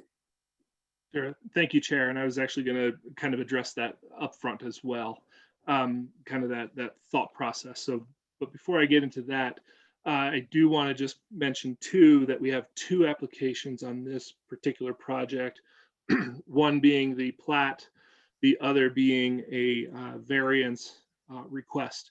And so we're going to be talking about each of them separately. But we, of course, the conversation will probably overlap. So feel free to have the conversation on all of it, but just know that we're going to have two separate hearings, two separate comment periods, and two separate motions and actions. So the first thing we're going to talk about is the final plat. And so as you mentioned, Chair, this is the subdivision was originally platted as Parkside subdivision. And there was, that plat had 23 residential lots, 1 open space tract. 6 of the lots were noted as allowing 2 or 3 single family homes equivalents on them. And a notation on lot 14, which is the one that we're replatting the request to replat is for, states 3 single family equivalents. And so what that means is that while it was platted as 1 lot, it was allowed and anticipated that there were 3 units on it. That's my next sentence. So the zone district, our residential, does not allow more than 2 dwelling units on a parcel by as a use by right, and 3 units is a conditional use. So therefore, the intent of the statement was to approve this, at least we believe, right? Looking back, was that the intent of that statement was to allow 3 units on 1 parcel, effectively allowing that conditional use there. And so maybe now I'll jump over to the process and looking at the code requirements, section 7.4.10, the replats and amendment plats, states that amended plats or subdivision plats previously approved by the town that do not make material changes in the extent, location, or type of public improvements and easements and are consistent with the design standards of these regulations may be submitted, approved, and recorded in accordance with the provisions of this subsection. And so I just want to be clear that that's what we read. We saw that this isn't changing, impacting the easements, the utilities, the improvements, because they're already there, and the intent by that statement being on the original plat was that the intent was to have 3 units. So therefore, we interpreted that to say that this was not a material change to this parcel and processed it as a final plat consistent with that process. So again, that's just the interpretation that staff has had, that we have had, and we've proceeded with. So just for some more context, Lot 14 is bordered on 3 sides by streets: Laura Street to the east, North Railroad Street to the south, and Green Street to the west.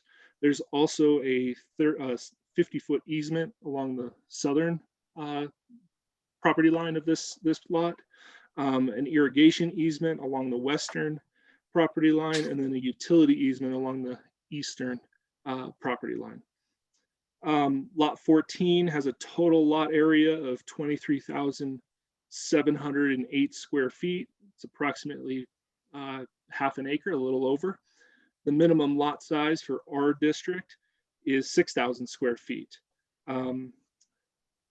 So a few of the notes to bring to the commission's attention related to the original plat, that they're on the original plat that apply to this parcel, is that note 2 states that no lot bordering Green Street or Parkside Drive shall use these streets for driveway or construction access. Lot 14A does border Green Street. Note 6 subjects lot 14 to affordable housing provisions, and those provisions have been carried through to this plat. And note 7 allows for up to 3 dwelling units on lot 14, provided that no occupancy permit be approved unless all 3 units are under construction. And we're carrying that concept through. We're recommending some changes to that concept. So the request again is to subdivide lot 14 Parkside subdivision into 3 separate parcels, so that they can be sold separately is the essence of it. All application materials and notification requirements have been met pursuant to the code. And so let's see here, based on the application, all 3 lots meet all of the dimensional standards with the exception of the proposed lot frontage or lot width for lot 14A. And as I mentioned, the next agenda item is the request for a variance to reduce that lot frontage. And we'll get into that specifically, but the requirement is 50 feet. That lot 14A, which is the westernmost lot, is proposed at about just over 35 feet in width.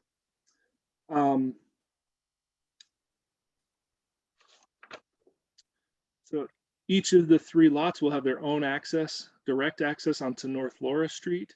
The submitted sketch plan illustrates that all 3 lots are providing driveways able to meet parking requirements. Utilities were installed in conjunction with the original plat.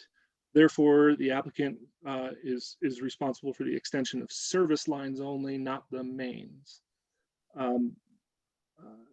At the time of building permit, the service lines and if necessary, adequate easements and means of getting to those will be reviewed and necessary. If necessary, they'll be established by a separate instrument. Then the affordable housing provisions of note 6 of the Parkside subdivision are referenced and incorporated in here. There are no changes to that. Those sections, they're simply brought through to this plat as well. And then occupancy, note 7 of the Parkside subdivision anticipated that all 3 lots would be constructed simultaneously. So issuance of a CO was tied to construction, assuming that they might have been attached units. The new owners of the parcels are anticipating are not anticipating the same approach to construction because they're trying to do affordable units. They have some cash flow concerns, maybe not concerns, but are dealing with cash flow issues through the process, and would rather than having all 3 under construction at once, would like to span that out a little bit, which is why we felt that it would be okay to tie the building permit issuance for all 3 lots to the CO rather than the building permit. And then, so with all of that, staff recommends that the planning commission recommend to the town council approval of the North Seal subdivision with the following conditions. One, a reproducible Mylar properly executed by all parties except town officials be submitted to the town within 30 days of approval of the subdivision by the town council. 2, note 9 stating that all 3 lots, or add a new note 9 stating that all 3 lots are to own the sewer. Oh, I apologize, sorry. Note 9 on the plat stating that all 3 lots are to own the sewer line be removed. Those are service lines, not the main. 3, a note be added to the face of the plat amending note 7 of the Parkside subdivision plat stating that the town may not issue occupancy permits for any of the lots unless and until building permits have been issued for all 3 parcels. 4, any water and sewer tap fees which have not been paid or waived pursuant to note 6 of the Parkside subdivision plat shall be paid in accordance with section 919 of the Ridgway Municipal Code prior to the issuance of the first building permit for any lot in the subdivision. And 5, amend the title of the subdivision to refer to this as a replat of lot 14. And then I mistakenly left one off after looking through this, and I would like to suggest another number 6, that the town of Ridgway Town Council approve a lot width variance for lot 14A. And so that's just simply tying the 2 approvals together. We have it on the variance. I just didn't mention it in the plat. So with that, I'd be happy to answer any questions Commission might have. I don't know, I had to run to the bathroom, so I'm not sure if Doug mentioned his concerns. My concern in looking at this is that if you look at 7410A under replats and amended plats, it very clearly states replats which reduce the number of separately described contiguous parcels of property may be approved and recorded pursuant to this subsection. This isn't reducing the number of separately described contiguous parcels, it's increasing them. And it goes on to say if it's only approved and recorded in the subsection for subdivisions approved if all required improvements are in and available to serve the lot and the design standards of these regulations are met. So it's not reducing the number of separately described contiguous parcels, but, and it's also doing so for a proposal that doesn't meet the design standards because of that lot width variance. And the lot width variance really complicates things because if we approve the replat request and then deny the variance request, that they're mutually exclusive. I just think that this is a process that is almost like we're allowing the property owners to go through a really convoluted, confusing process due to their, as you put it, I think, financial, I forget how you put it, basically the cash flow issue of whether they can build all 3 units at once. And I just don't think that's how we should be dealing with a subdivision replat, amended plat, whatever you want to call it, like this, especially when it's so convoluted. I have some real serious concerns about the process that I just don't understand how we can proceed, quite honestly. And obviously I agree with John. And I note that the conditions that were listed as under the recommendation of approval call for the original plat to be amended. You're amending note 9, and you're amending note 7. So I guess you can't amend, if it says it's subject to all the plat notes on that original plat, and then you say we're going to amend them, you're not really subject to them then. I mean, this seems like an obvious plat amendment process to address this. Otherwise, you could go into the plat note 6I that identifies a waiver process if the owner has issues, if there's some sort of hardship that we would have to identify. It says we can grant relief from that note 6.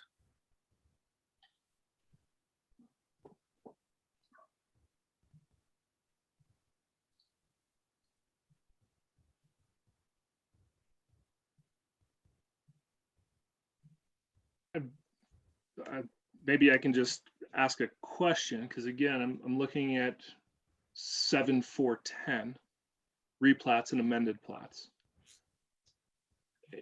That process, right? If we're saying that it's an amended plat, which I believe I'm hearing, the requirements in C2 says that it shall conform with 745C, which is the final plat process.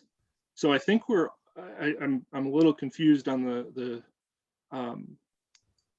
some of the questions. I think I understand the some of it, but then the procedural element, if it's an amended plat, the code specifies to go to the final plat process. And so that's how we followed that chain, if you will, for procedurally. So then this is an amended plat. Correct, this is, and it follows the process in 745C, which is the requirements of a final plat. But even paragraph B under replats and amended plats that addresses amended plats says that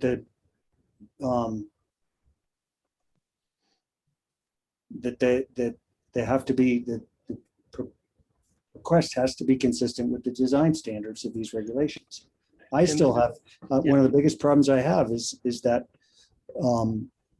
this really challenging new lot line configuration they had to come up with that creates one lot with a significant deficiency in its lot frontage. And I just don't see how we get around that. It's a self-created hardship. There's no hardship if they developed a lot the way it was originally intended, as one lot with 3 units on it. So I just really, Therese and Josh would vouch for me saying that these guys are friends of mine. I like what they've done development-wise around town. I understand what they're trying to accomplish. I just don't think our process provides for it. If I might, just on the procedural elements, I'm not being confrontational. I'm just trying to explain at least. So 747 is the design standards. So that is the element that subsection B is referring back to, the subdivision design standards. That doesn't talk about the lot size, the dimensional standards that we're talking about on the variance. So you're looking at accesses, utilities, access to utilities, easements, things of that nature. Gotcha. And so that is why, again, I understand the concern, because when you look at 710 or 7410, the replat, that subsection B is pretty clear. That says that an amendment plat can be processed if it doesn't affect the utilities and improvements. I'm generalizing. And so because of, and that's why I mentioned it earlier too, we assumed maybe, because that note was on the original plat, that there were 3 parcels or 3 units on there, didn't contemplate attached or detached. The insertion of property lines was immaterial. That was the interpretation to get us here. So I completely understand the concerns of the merits of it.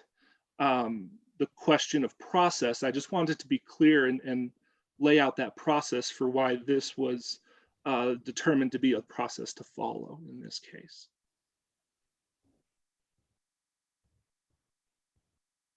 Okay, that's helpful. It still doesn't Yeah. quite address my concerns about the frontage variance. Correct. Yep. And that's, yeah, that is the next agenda item. And I think that we could talk about all of them together. I think we kind of have to, But yeah. we do, yeah. But we do have to have separate hearings on them. And Let me ask though, this lot is still subject to the original CC&Rs. Is that correct? yes, I believe so. So is there anything in the original CC&Rs that created the subdivision that requires any level of approval beyond just one individual lot owner approving an amendment of the plat? Good question. Yeah, that I do not know because CC&Rs are HOA and the town, those are separate and distinct from the town standards. Oh, I understand that very clearly, but let's say if the HOA had any input on this, because yeah, that's, we do this all the time and I've played both sides of it. We require covenants, we require CC&Rs, that's legal documents that have to be recorded. And then we say, we ignore them. And Thomas, you can speak to that too. You're having a problem on your side. And I think, they're saying here's the rules you have to abide by. And then, but if you don't want to, just go directly to the town and they'll issue you any permit and give you variances that don't comply with what you agreed, because in the plat notes, it says you will agree to comply with the CC&Rs. So we're saying, I don't want to. And I know that happens. I know. I'm a good Girl Scout. That's not fair. Yeah. Okay. Let me get to go to the question John's asking. It's jumping ahead since you've already put the condition on this particular application or recommending that condition. The frontage on Laura, you could literally have all three of those lots having at least 50 feet frontage, right? You have enough frontage there. Yes. Just Chair, if I might, some of these might be able to be answered by the applicant, especially the CC&Rs. Maybe they could answer how it fits into those.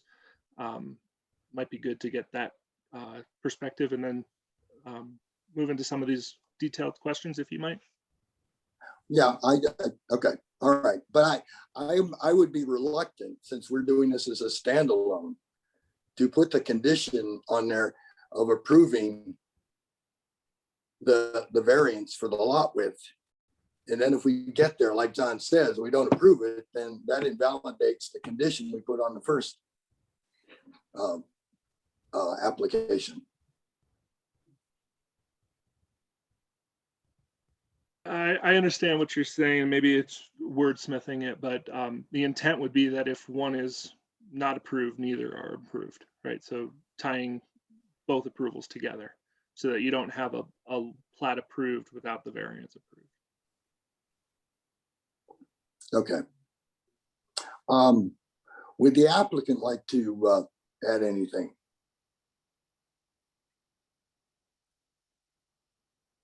Hello? No. We see your finger. Hello? Hi, Therese. We can hear you. Your video's frozen, but we can hear you. Oh, sorry. Okay, so wow. We thought this was a greater opportunity for us and for the town. We spoke with Shay about nine months ago to start this over, and I realized that she's not there anymore, but she really felt like this was really going to be a positive for the town, just like we did, and she kind of sent me down a path. I can read to you a little bit of the email from her that explained why she sent us down this path. I don't, this, these town regulations, the development stuff, this is pretty complicated stuff. And I'm sorry to say that it's not written very clearly. What Shay said to me was, let's see. The path is a bit funky, but we can do a simplified process. She understood that we needed a simplified process to make this happen. I mean, we can wait another year if we have to, but it's just going to make the project cost more. So to qualify for any abbreviated procedures 7, 4, 8, 9, and 10, you have to meet zoning regulations. I do not think your plan meets those lot sizes and meets those for lot size and lot width. See notes on the attached. This puts your application into the PUD procedure of 7.3.16. However, the PUD procedure lets you follow 7, 4, 8, 9, or 10. So we are back in a full circle. I would call this a PUD amended plat, which means that you just have to follow the final plat procedure 7.4.5C, get everything together and submit it, and then we go to PC, and then TC and finalize and record the plat. So that's kind of where we started. I understand she's gone, and I've tried to work with TJ and Preston. They've been great. I'm not exactly sure what the confusion is here. We just kind of decided, hey, we can make this work if we can make a little bit of a change to the lot width. I didn't realize that we were asking that much. If we need to redraw this and move things over 15 feet, we can. We just thought this was the way. So this is where we're heading. As far as a hardship, the hardship, if anything, is the lot. It's a very oddly shaped lot, but it's over 20,000 square feet. We should be able to build 3 nice, attainable, affordable homes on this, and that's what the town needs. And we would like to start on this as fast as possible.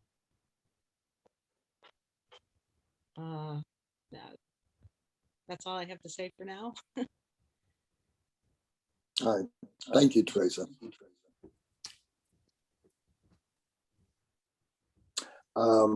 Let's go ahead. We can come back, but let me open up the public comment. Once again, state your name and address. You want to speak? Anybody?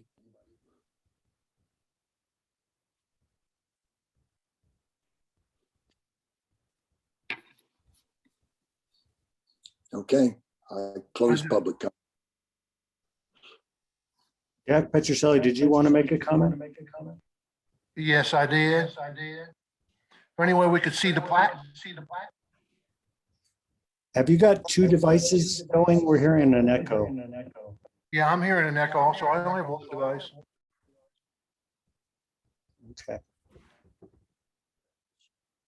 That usually means somebody's got 2 devices going, but can neither TJ or you working on sharing the plat? Yep, I'll pull it up here.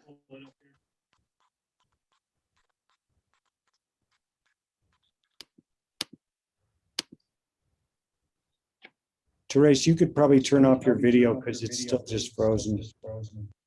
I'll try.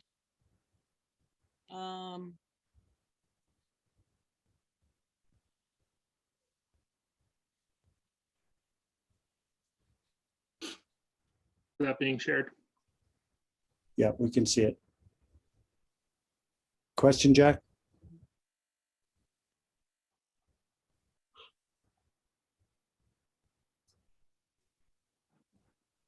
You're muted, Jack.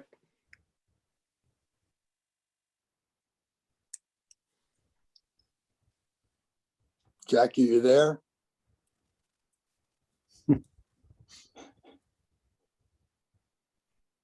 Yeah, I just wanted to see the plat. This is what I was looking for. We're talking about a plat and the public couldn't see it. So I'm fine with this. I think we should do whatever we can to help Therese.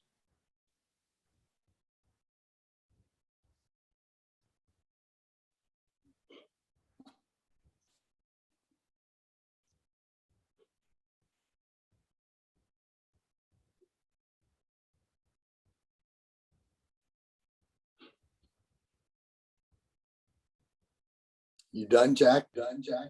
Yes, I'm done. Yes, I'm done. Okay, all right, all right. I'm closing public comment.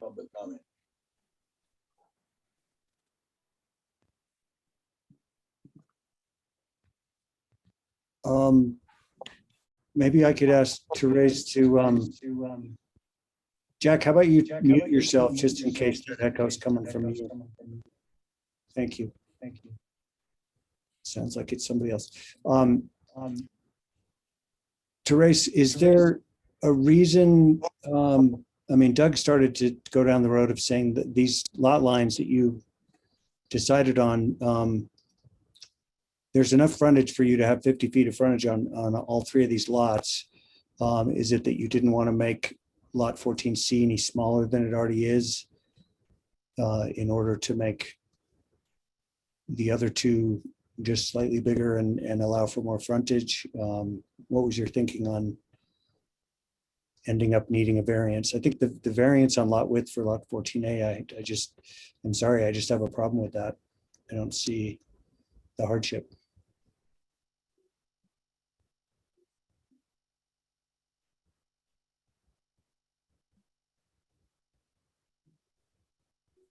Did we lose Therese?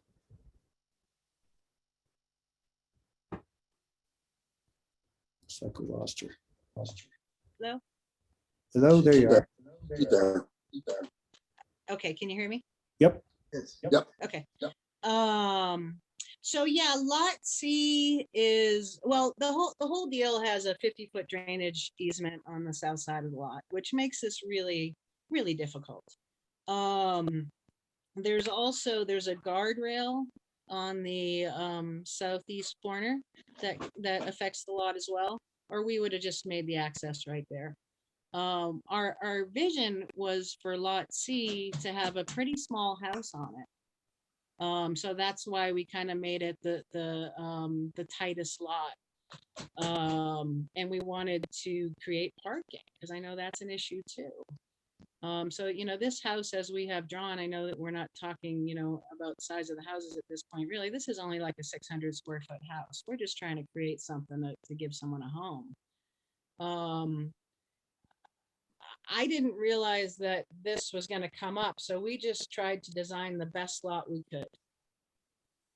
I mean, if this, like I said, if this variance for the lot frontage is such a big deal, we'll change it, but it's gonna make not such a good product. I mean, we want to make a nice situation for three houses. I mean, if you look at lot C, there's already this utility easement. This is why this lot has been sitting for so long, because it's so difficult. So we decided, let's take it on. And I thought we had the support of the town to do this.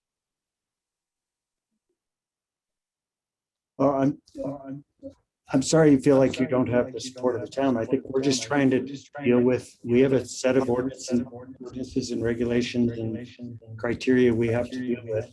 And I'm sorry if at some point somebody on staff misled you about process and told you that it was going to be fine. Giving out variances is a big deal, and you don't want to legislate by variance if you can help it. And if you give out variances without the criteria being met, then you open yourself up to anyone else coming in and saying, I deserve a variance too, even if it's not to make, you know, a nice product, as you say. So I'd like to try and help you make this work, but we have to deal with the ordinances we have. So I mean, that's my challenge, is trying to figure out how this. I mean, I guess part of me is like, the lot is an odd shaped lot with a giant drainage and utility easement, but as one lot with 3 units on it, I don't see what's so challenging about it. It's more challenging when you try and carve it up into 3 separate lots. So, and that's not what we're here to discuss, but I just want to share that part of my thinking, is that My feeling has always been that, well, always, but in the length of time this lot's been available, it more likely the affordable restrictions have made it less than appealing to people to develop because their potential profit is limited. So, those are points that are probably neither here nor there, but I don't understand why somebody on staff at some point told you that the variance was no big deal. If that's what they said, I'm not sure they did, but that's the thing I'm still struggling with. I don't know what the rest of the commission feels, but it's complicated, like so much of we're dealing with tonight.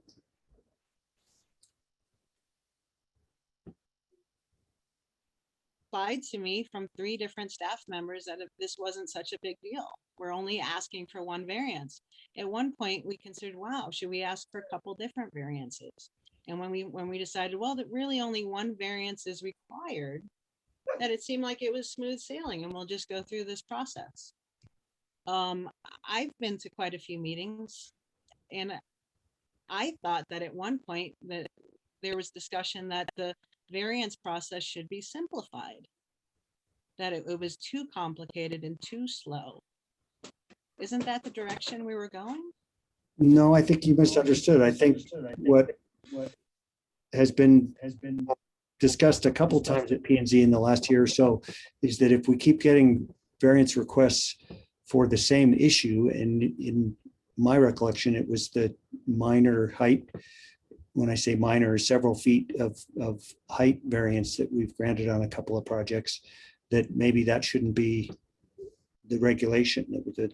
Simplifying you can't simplify the variance process any more than it is. But if you have repeated variances, variance requests, that usually means that there's something in your code that needs to be changed, so people aren't always asking for variances on it.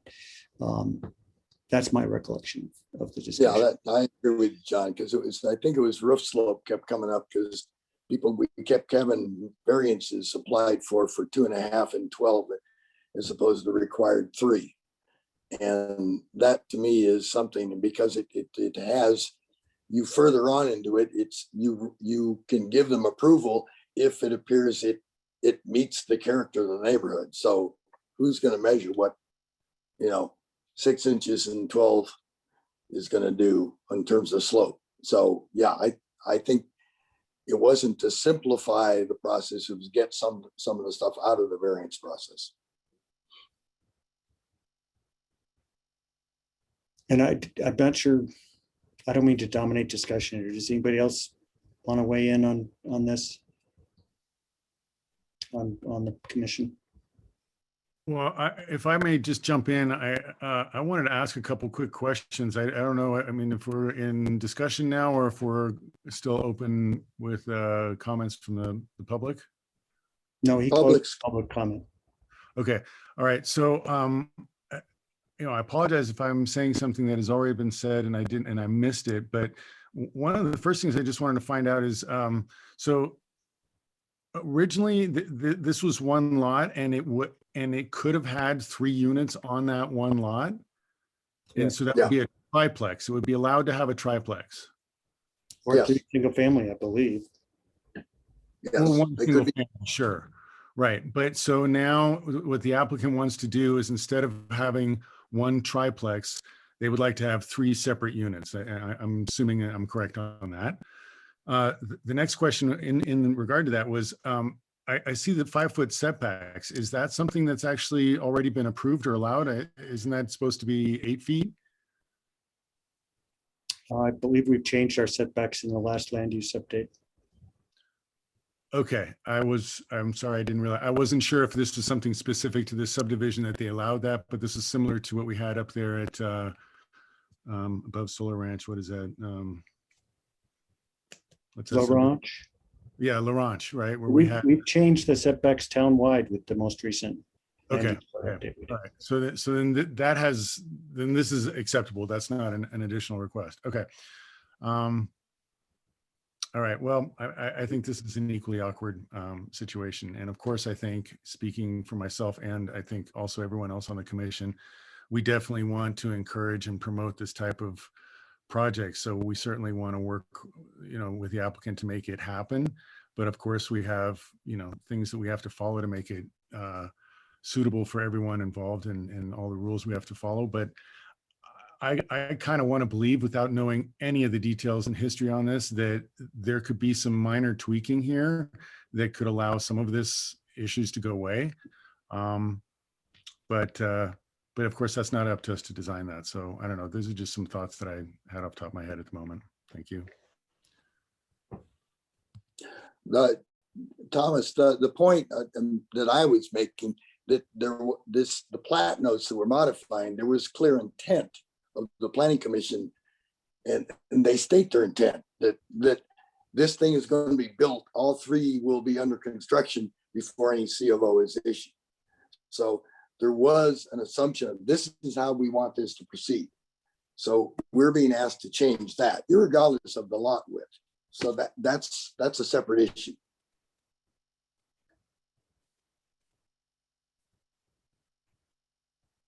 Okay, can I say a few things? I'll just say, let me ask the applicant. Go ahead, Trace. Okay, hi. So the plat note, or the notes do say that it's for 3 units attached or detached. So that's kind of that answer to that. As far as the CO, I think it's just we were just trying to get a little bit of clarity on the situation. Because for those of you who don't know, we are a very small business. This is me and my husband that do this. For us to build and complete all 3 units before we sell them, it isn't reasonable for us. When sorry, I'm getting a little feedback from someone. What we talked about was just saying, if we have all 3 permits issued, once 1 unit is complete, will we be able to get CO on that 1 unit and sell it while we're finishing the other 2? And the wording on the plat was just a little bit vague. So I think they were just trying to clear that up a little bit with that plat note. All 3 permits will be issued. The question is, or the clarity that we're trying to get is just that once 1 CO is issued, we can sell that unit. We're not a big developer, you guys. Again, this is me and my husband trying to make 3 houses for people. That's all it is. And we're not trying to stop you from doing that. We're just trying to make sure it's done by the book, because that's what everybody has to do. So At this point, we're happy to withdraw this, and we'll just resubmit it for next month, and we'll just make some lines. I mean, it might look crazy, but if we need to make some crazy angles and make 50-foot frontages on all 3 lots and not ask for a variance, that's what we'll do. What I'm asking now is what else is going to come up next month? If there is no variance, what other issues are there? Well, I think Doug's main point was to say, have you gone to the HOA for Parkside to ask whether all the other lot owners in the subdivision are okay with this proposal, this concept? Just out of courtesy more than anything, but the CC&Rs actually may require that. I don't know if you've looked at the CC&Rs to that detail. I did talk to the HOA, and they said basically nothing. They said they really could care less. Basically, the woman I spoke to was just like, okay, that's all. I mean, that's all I got. So you spoke to one person, not necessarily somebody who said they would poll the rest of the lot owners. And the question is, do the CC&Rs require that a subdivision of any one of the lots be at least reviewed by the rest of the lot owners? That's pretty typical of subdivision CC&Rs, but Doug, that was your main concern, right? In fact, I think the president of the HOA is online. Jack, do you have anything to say about that? Well, we closed the public comment section, so Doug could open it back up to hear Jack's comment, but You heard him say he supports it. that's, Therese, I'm sorry, it just seems like you're not listening to what we're saying here. It's not one person's opinion. It's, Jack's the president of the HOA, Jack Petroselli. I understand, but that doesn't mean it went to the whole HOA and that every lot owner got to review it. Wasn't that your concern, Doug? You're muted. You're muted, Doug.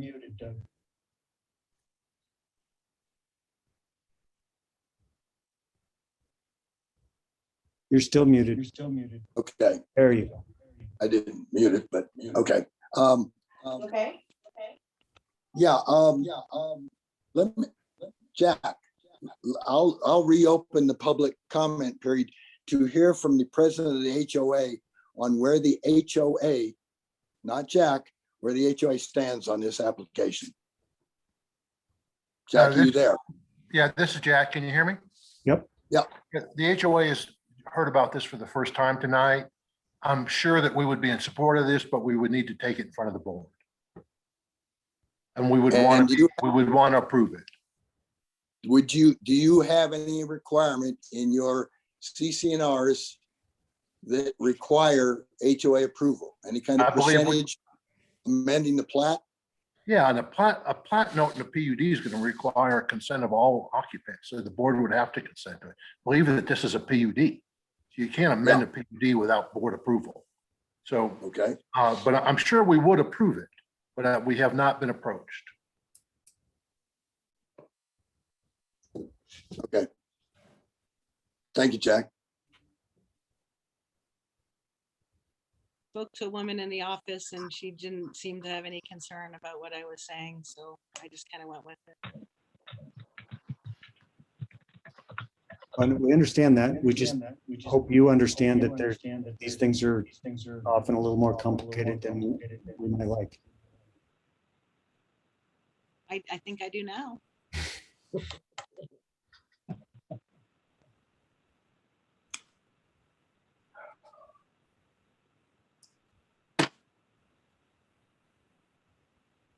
So to be clear, do I have to go to the HOA first? Where do I go first? Well, it's their plat that's being amended. So Jack said, yeah, the board would have to review it and approve it. And then at this point, the town's only concern is the lot width on 14A. Is there anything else that planning commission takes exception with? Well, we're amending their plat notes. So they ought to have some input on whether, the town can't just go after their legal document and change it. Understood. I'm not arguing with that. That's definitely a step in the process. Just trying to make sure that we don't run into that there's not as many, there's not other issues potentially that would need to be addressed besides the lot width and the HOA approval.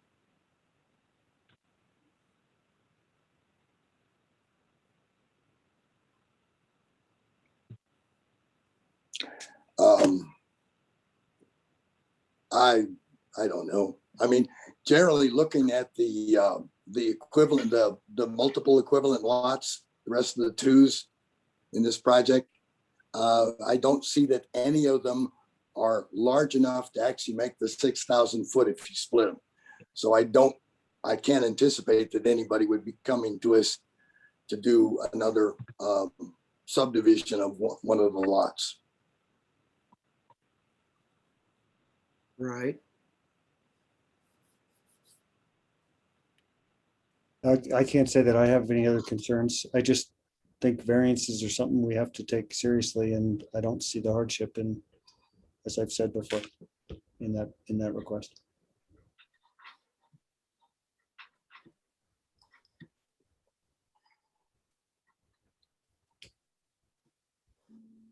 Okay, what are our options here?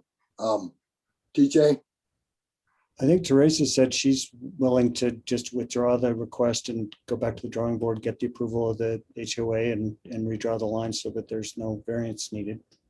Is that right, Teresa?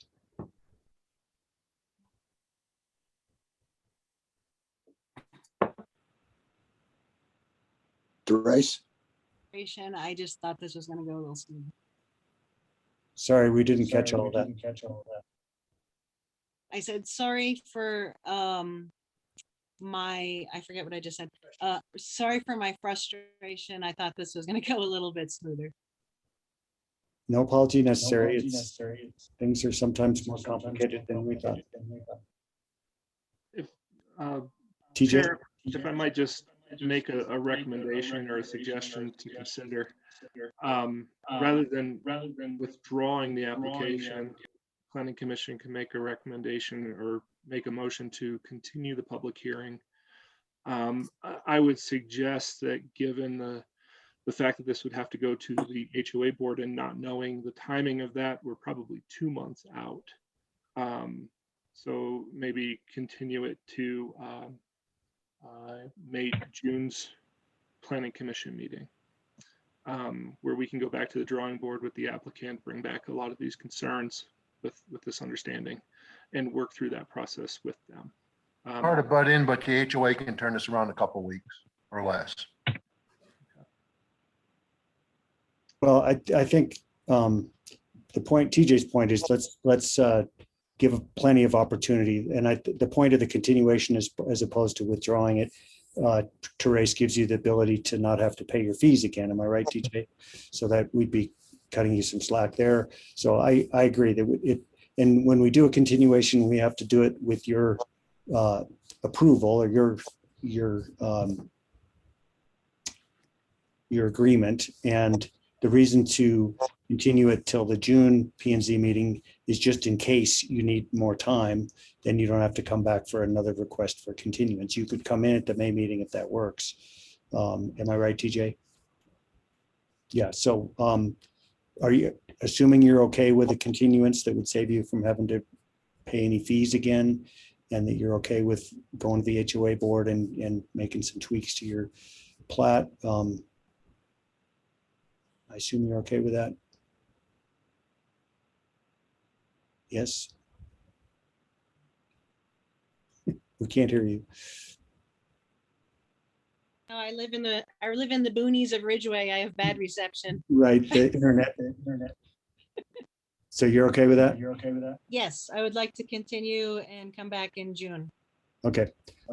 I will make the motion that we continue this application to the June meeting at the latest.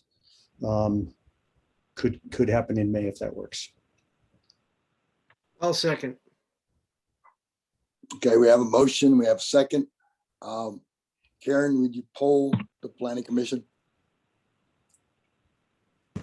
Yes. Okay. Commissioner Elmison, Aye.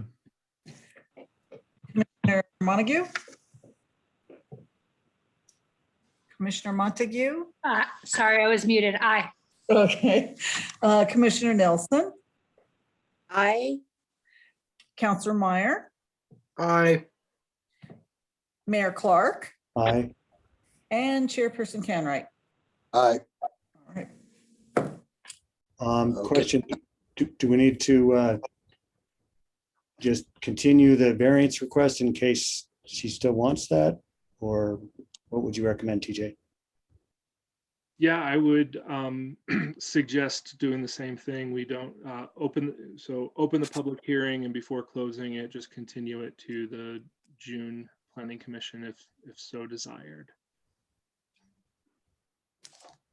Okay, I'll go ahead.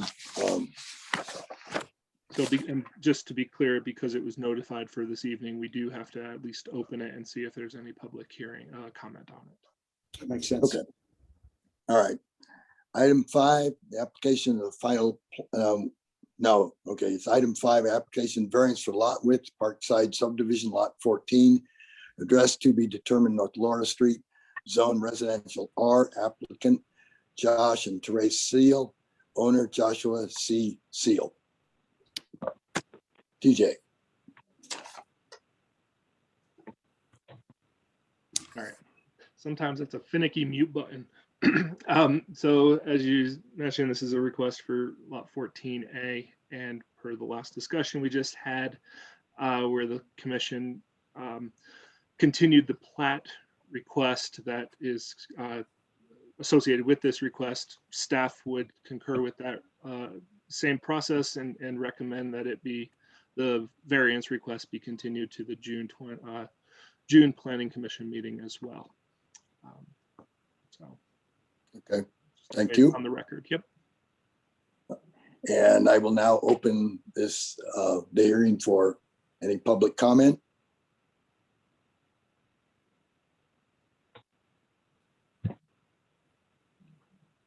And I'll close the public comment. Unless somebody has something else to add, I'll make a motion that we continue this variance request to the June P and Z meeting, Planning Commission meeting. As required. Could be May. Right? Correct. I'll second that. Okay, we have a motion, we have a second. Karen, would you please poll the Planning Commission? Yes. Okay. Commissioner Emerson, Aye. Montague, Aye. Nelson, Aye. Counselor Meyer, Aye. Mayor Clark, Aye. and Chairperson Canright. Aye, All right. thank you all. Item 6, the application preliminary plat for Riverfront Village Planned Unit Development. Location Triangle Subdivision Lot 1, address to be determined Highway 550, zoned General Commercial GC. Applicant John Simone, Alpine Homes Ridgway LLC. Owner Alpine Homes Ridgway LLC. Can I TJ. request a 5-minute stretch break? You got it. 5-minute break. Thank you.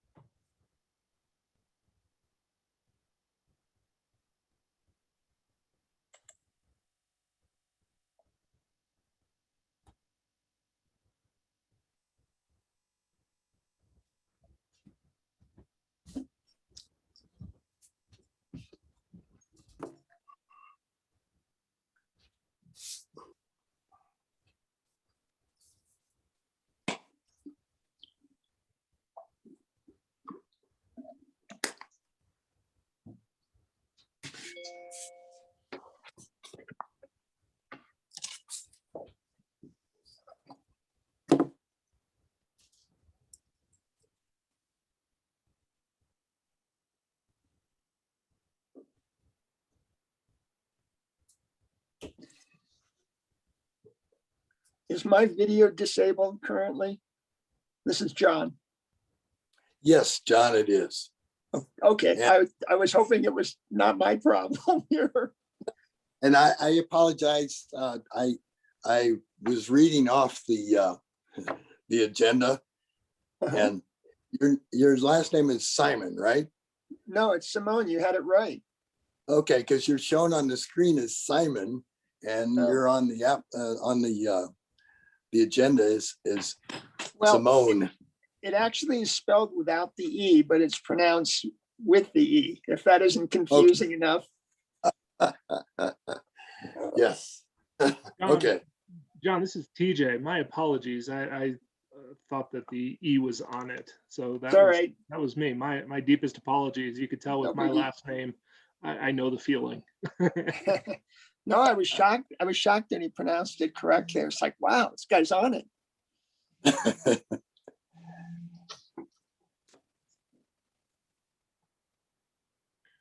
And John, it's Preston. I'll start your video here shortly when we get to the public hearing. And actually, I think it was my fault that I think I misspelled your name on the agenda. So I apologize for that. TJ was trying to take the fall, but I'm not going to let him. There's plenty of blame to go around with you guys. TJ, Preston, are you moderating this? Well, I'm serving as the host on the Zoom. Host, but- that's what I meant. Yeah. Right. Yeah. Yes, I am. Okay, great.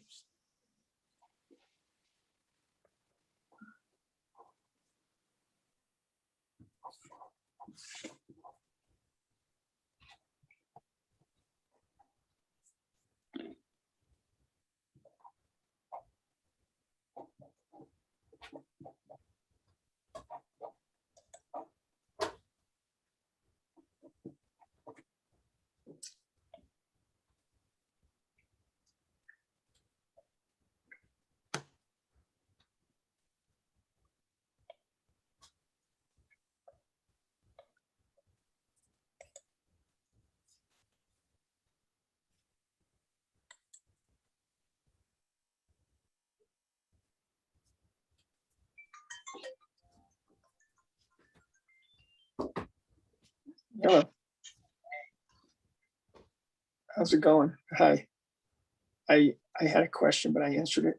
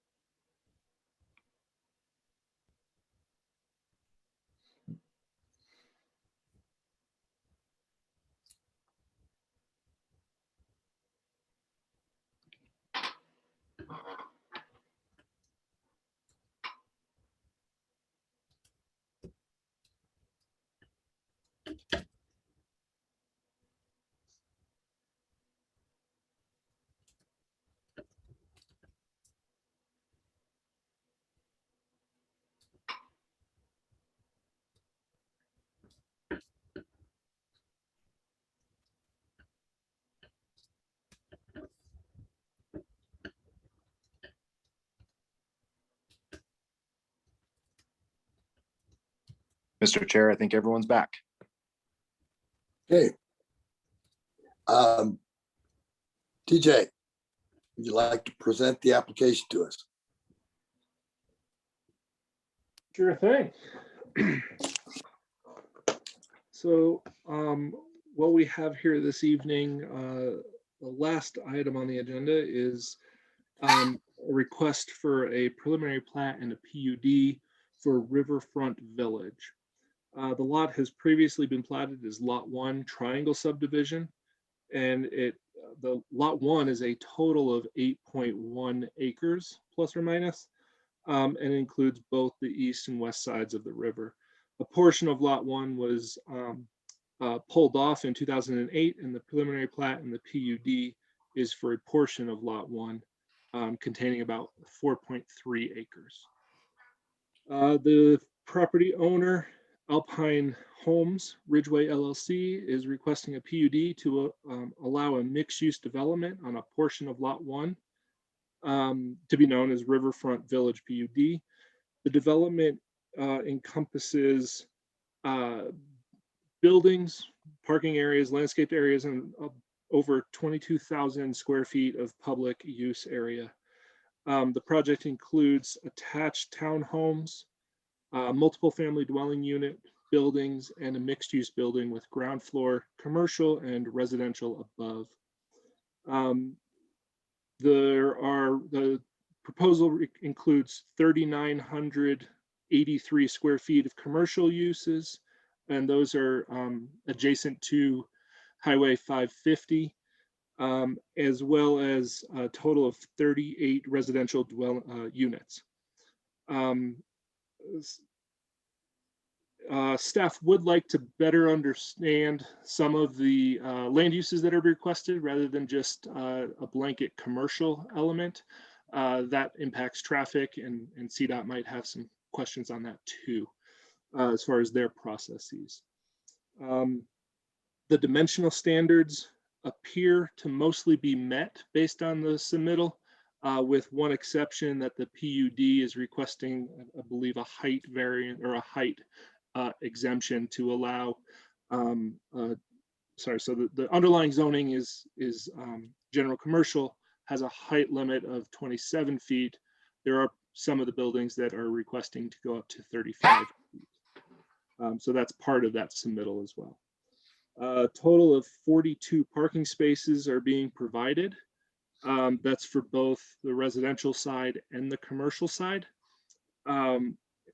What that calculates out to on the commercial side is about, or what they're using to calculate the parking on the commercial side is one space for 250 square feet.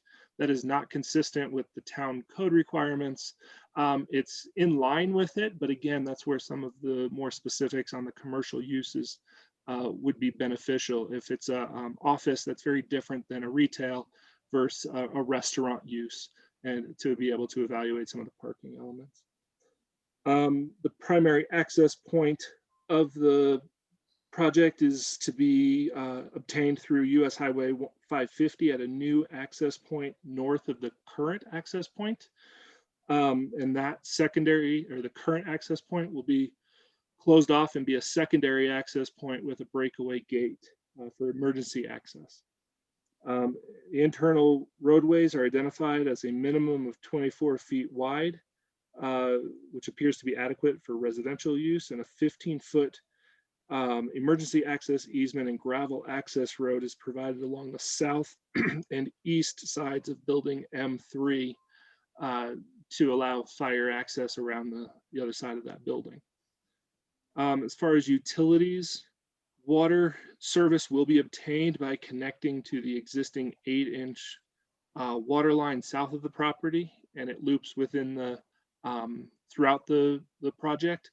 One thing that I realized is incorrect in my staff report is that the I had that the internal water lines will be owned and maintained by the applicant or the association. I believe that is inaccurate. I think that the town, but I might defer to Preston on that one if that has been solidified yet.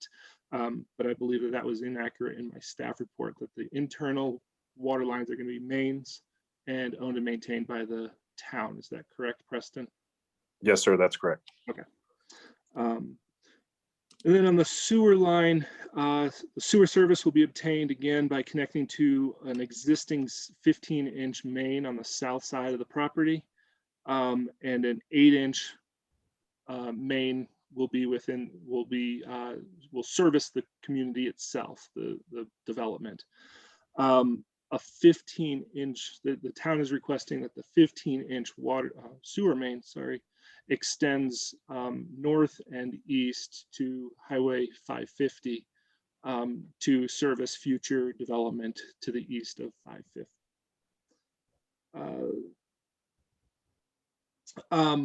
With kind of all that being said, staff feels that there are still a number of outstanding issues that aren't fully resolved.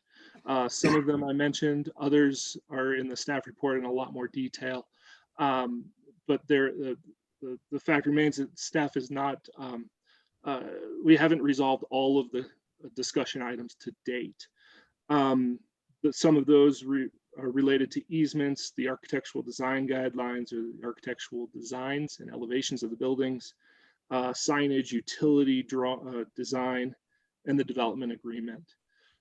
So with that, the staff recommendation is to continue this and to continue those conversations. I have a list of reasons for that in the staff report. I don't know that I need to go through them unless there's some desire to dive into those specifically. But the gist of it is that we have a number of outstanding issues that we just want to continue that conversation with the applicant before staff is comfortable to give a recommendation. And with that, I'd be happy to answer any questions. And I know the applicant is here this evening too, to provide some information as well. John, you want to add anything, make a comment, respond?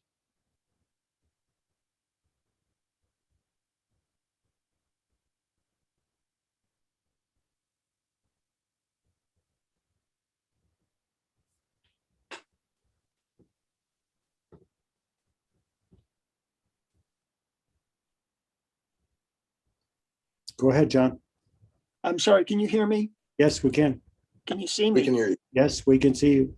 Okay, great. It just said it was disabled, so I'm just trying to sort things out. Well, good evening, everyone. Thank you for sticking around for this. I promise we'll keep it under 3 hours. So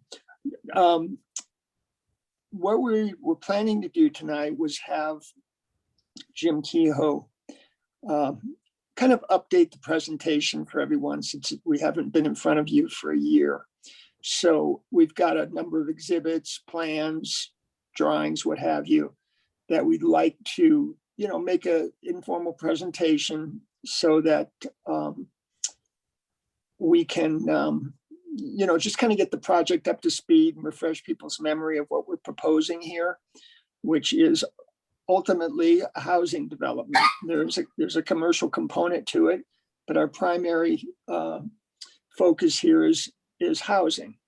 And I think with all of the details involved in this project, which we have spent a lot of time working on, I still want everyone just to kind of remind ourselves that ultimately this is a housing project, and it's geared toward the community. And we're trying to develop, a very attractive neighborhood on this kind of degraded lot with easy access to downtown, which is going to promote a lot of pedestrian traffic to town rather than having to be reliant on vehicular traffic. And it seems like it's an ideal, infill lot for a project like this. We've actually reduced the density of the project since our last meeting. And we've substituted that density with additional green space and a park area along the river trail. So I'm going to just turn it over to Jim and let him, visually walk you through where the project stands right now. Thank you, John. I have a presentation to do, and I'm going to jump into that. Make sure I've got it ready to roll.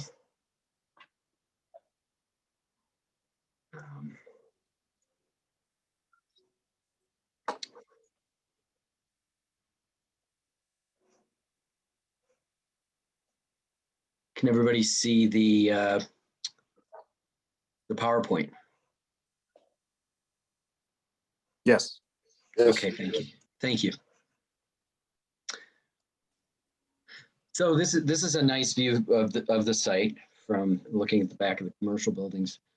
They're on 62, and the view and the river, and the association of the river to the highway and to the other commercial in the corner.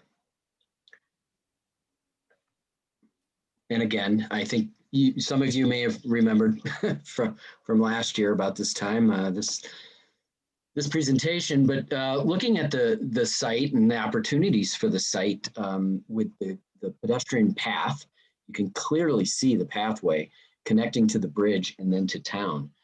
And then again, I think that this is an opportunity to dress up the gateway coming south from on 550 through the town. Here's a view of the pedestrian bridge, a view of the back of the lot, the degraded landscape and the fill and the planting and the weeds and so forth. So we believe this is a very ideal site for housing. Some more views of the site, and then this is what you see coming into the site and into town from 550. This is the back of the site here, looking toward the southeast. And then the river, of course, and the riverfront village. Obviously, we want to maximize the quality of living by the view to the river. Obviously, great daylight comes into this site. This is a diagram that I'm slowly going to go through. You can see the perimeter of the site, some existing utility easements. This is the main egress that has been approved by CDOT. It's been shifted and so forth, but and this is an easement that gets to lot 2. The Mountain Annie's building. Furthermore, that's the easement. This is related to the green space and trying to keep the development pulled away from the back of that commercial building so that daylight can be gained into all the units, and there can be lawn space as well. That's a shadow line in winter. And then obviously there's the front of the project that we, if you look here, this is the commercial building, prominent on the front, 550. There is the green, the pathway that connects directly to town over this dedicated pedestrian bridge. And then the sun path, we have geared this to health and well-being as it relates to the development and the design of the buildings for living and community and open space. And there are the views that we are looking at maximizing from the way the units and so forth have been developed. So that's the heart of the space there. And this is the culmination of, the site analysis, and we've been at this for a year, and we've developed it further and fine-tuned things. But you can see the roadway, the commercial building. We have made some changes, as John mentioned. The density here in the corner has been lessened. This building here has been split apart and is more conducive to mass and scale of the neighborhood. Townhomes, we can go through this. So the purple are the multifamily, the yellow are the townhomes, and then we have the commercial residential mixed use building of about 8,000 square feet. And those units, those tenant units face 550. We developed a service corridor to the back of those units and a dedicated service spot in the back adjacent to the utility area and so forth. And then that separates from the access. These darker lines are the access to the units above that. There's 4 units there. This project will have 4, at this point, 4 dedicated deed restricted units, not yet fully defined. There was a building that was rather cumbersome. It was cramping the entry. It was a building that was going to be a commercial building. So it was really tightly knit into this corner, and we've relieved it. We've created more open space and created what we believe will be a bit of a park space and at the entry and the gateway.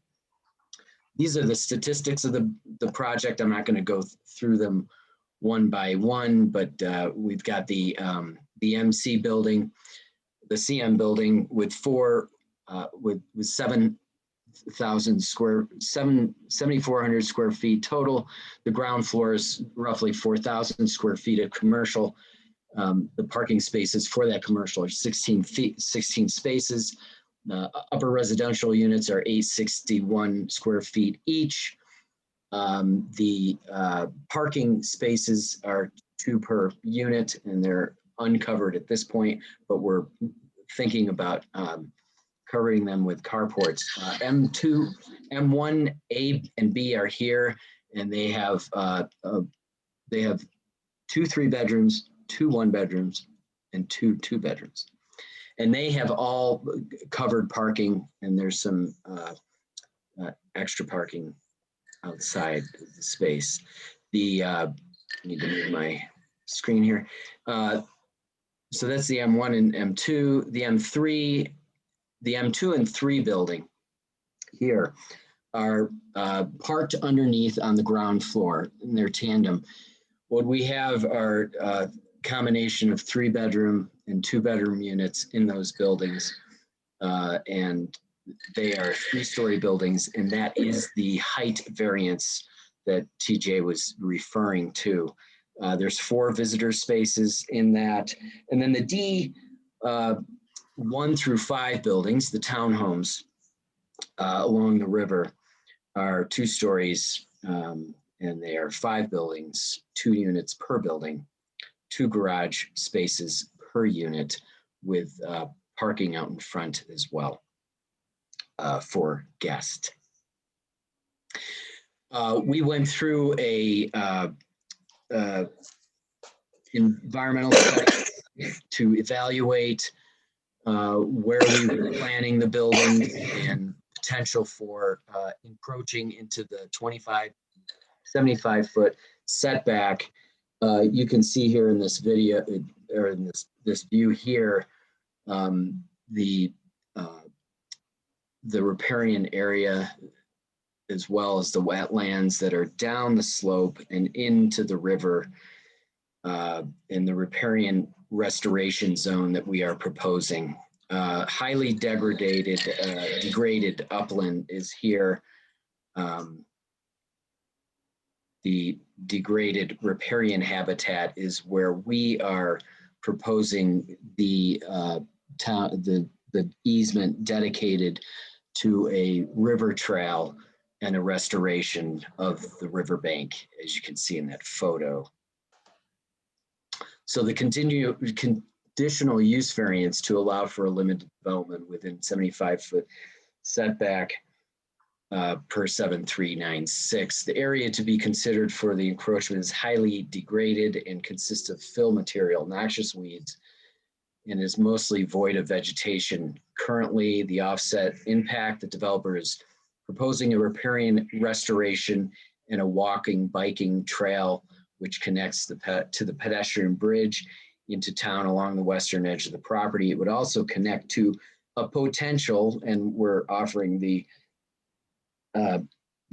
easement for a potential future bridge or access across 550 at the very corner of the site. This just is a pretty picture and some diagrams of how that area could be restored and activate the view to the river, use of the river edge and the river park that we're proposing as well, and just beautify the whole area from the town view and from the experience from the neighborhood and from the public. We've gone through lengthy design with the buildings architecturally plus landscaping. This is just a view of our intention for the landscape that has been submitted in the preliminary plat submission. And we just feel like the green spaces around the area and the addition of this park area is very beneficial to the neighborhood and to the town itself. And this is more detail on the landscaping, and I'll get to the point of a new plaza that we've added adjacent to the northwest side of the CM building. But the landscaping is a sensitive approach in design, recognizing climate change with drought tolerant plants, hydrozones, employment of organic mulch, lawn areas using water efficient grasses, gravel mulch against the buildings for drainage, and it's just a healthy way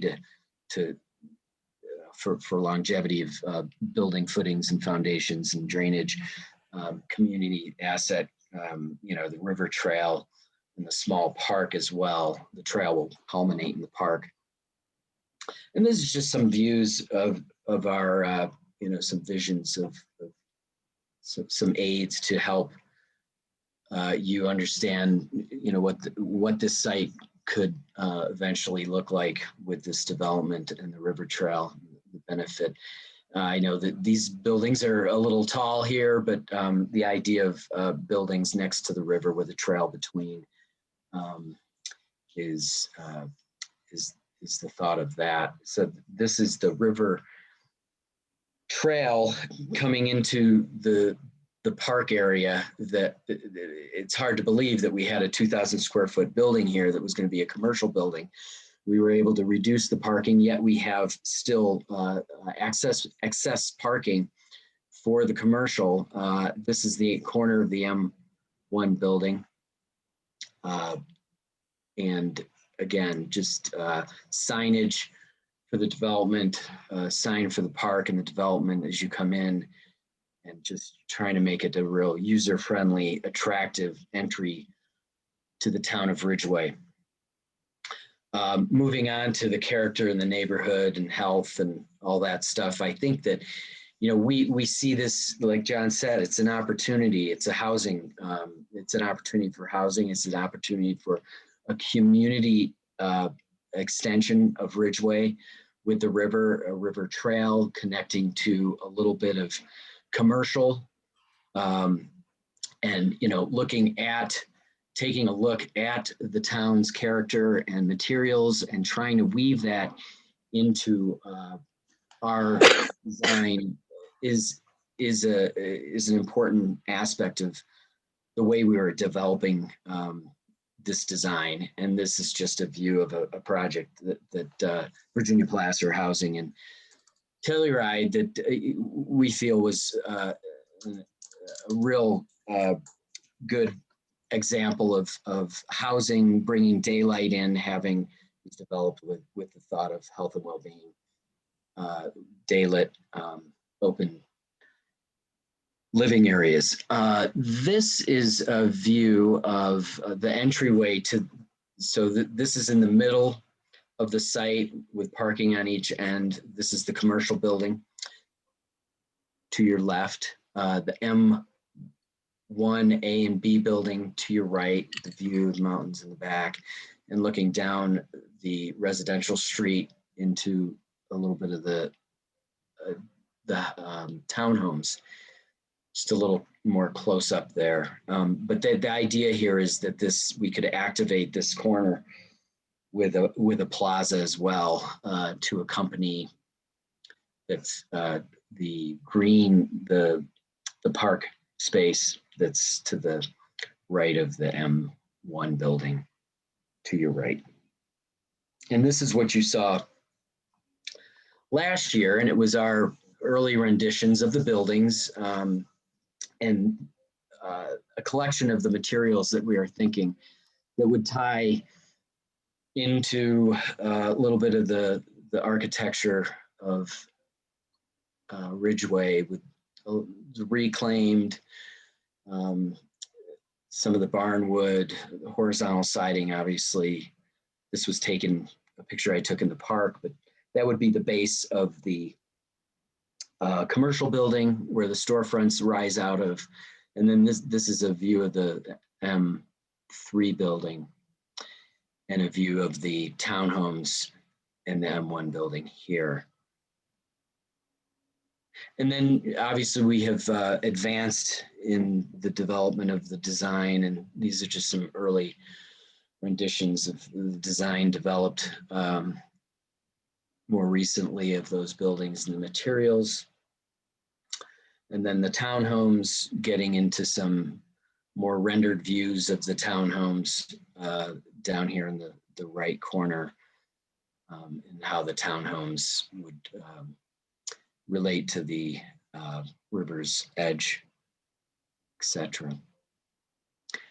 And I think I'm going to go through a few considerations here. I know that staff has really been adamant in requesting a concrete path for the river trail. And we really launched the idea of the path and the design of the path based on the thinking of the trail being next to the river and creating a natural experience for the people that would inhabit that trail and look at it from the vantage point of across the way or from the housing development. And the purpose and intent of 7314 utilize design and development techniques that avoid, minimize, and mitigate impacts to the natural environment and ensure aesthetic and ecological qualities of the river corridor to continue to be a community asset.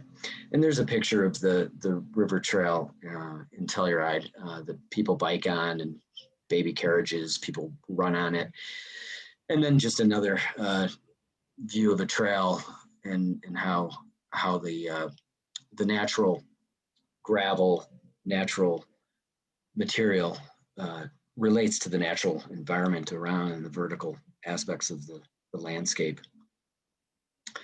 And then another thing that we want to look at as well moving forward, there's been a fairly consistent consistency of a fairly consistent ask for a trail that goes through the private portion of the property and through the neighborhood, the residential private property, in I would say a very tight manner, and this is from TJ's exhibit, but it ties over to the Mountain Annie's parcel too. What we believe is that this river trail, we're invigorating it, we're restoring it, we're enlivening it. It has a lot of aesthetic quality. And boy, since we got rid of the building here, you end up right in this green space, and then you're on a sidewalk straight to the front not behind, but to the front of the retail that would probably rather not have a footpath in the rear of that trail. So we see that there's some natural ways that we can move through this site for the community without going through the private property. And another, not going to hit them all, but these are just a few of the ones that we thought we'd comment on. There's a comment that there was just some clarity on the commercial space and the number of spaces for that. So we have 14 here, one here that's handicap and another one here. I realize we might move the handicap closer to the building, this space, but we have 8 extra spaces. And our new plaza that we've moved in concert with developing the green space is adjacent to this this portion of the CM building, which we don't necessarily think a restaurant could go there, but certainly a small coffee shop, pastry shop, sandwich shop. And if that were to happen, we would need 5 more spaces for code compliance in parking. So then we would still have 8 more. From the 8, we would have 3 extra. So just wanted to make that clarification. And it was in TJ's initial response to us, but did want to talk at length about, not at length, but it's been discussed at length with a number of the staff about the a 40-foot access easement in front of the commercial building that is 4,000 feet of commercial. And what we realized was we're trying to wrap our heads around this. It's really an access way with a park. It's really a access to parking for commercial space. And what I realized is that, I was racking my head around this. We have our 40 feet with the parking, and we understand that the Clinton is 37 inside curb to inside curb with parking on both sides. So it's very similar to that with the parking. And it really isn't going to be a dedicated right of way. It still will be a privately owned development, commercially operated. So we feel like just getting that one on the table as well was a good timing, just to understand this small amount of commercial and the access to the lot 2 and the need for, we have essentially 24-foot drive aisle there. And this is close to culminating, but we've advanced the design in hopes of getting through this process, the land use process, and moving into obviously construction and livability for the property. And we really thank everyone that's been involved so far, but we feel like we really want to move this thing forward and do whatever we can with your staff and yourselves to make that process as smooth as possible. And I'm landing on this, there were 10 and there are others, and some of them I spoke about, but there are open questions and we're ready to roll our sleeves up, sit down at a table, whether it's a Zoom or a physical table, and really gear this project to approval with you all. We feel like it's a great opportunity for the property, for the town of Ridgway, and to create more housing in a very suitable location that would be designed in a very very healthy, livable, daylit, connected to the character of Ridgway. So I'm going to run back here to the site plan and leave it at that, and end my presentation and ask if there are any questions.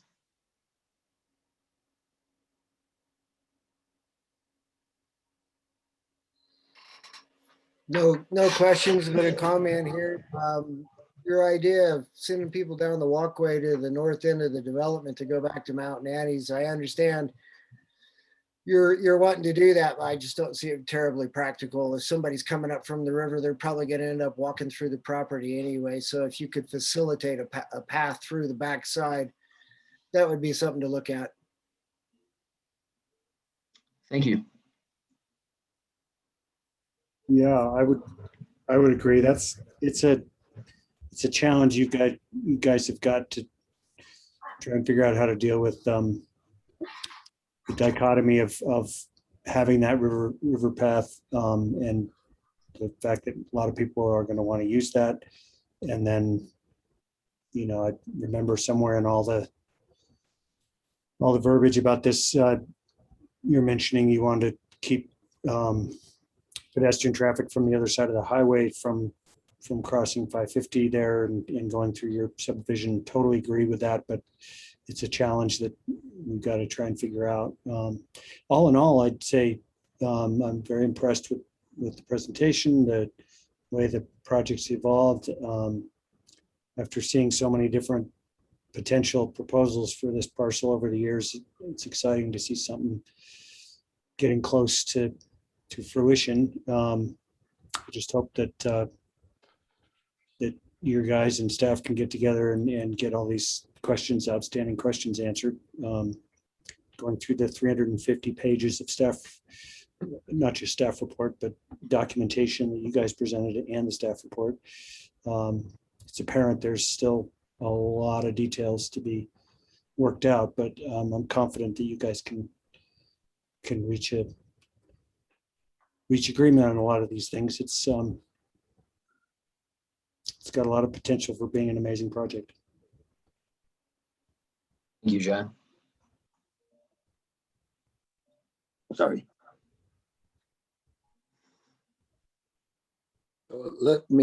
This is a public hearing, so let me open this up for public comment at this time. And once again, state your name and give your address if you want to speak.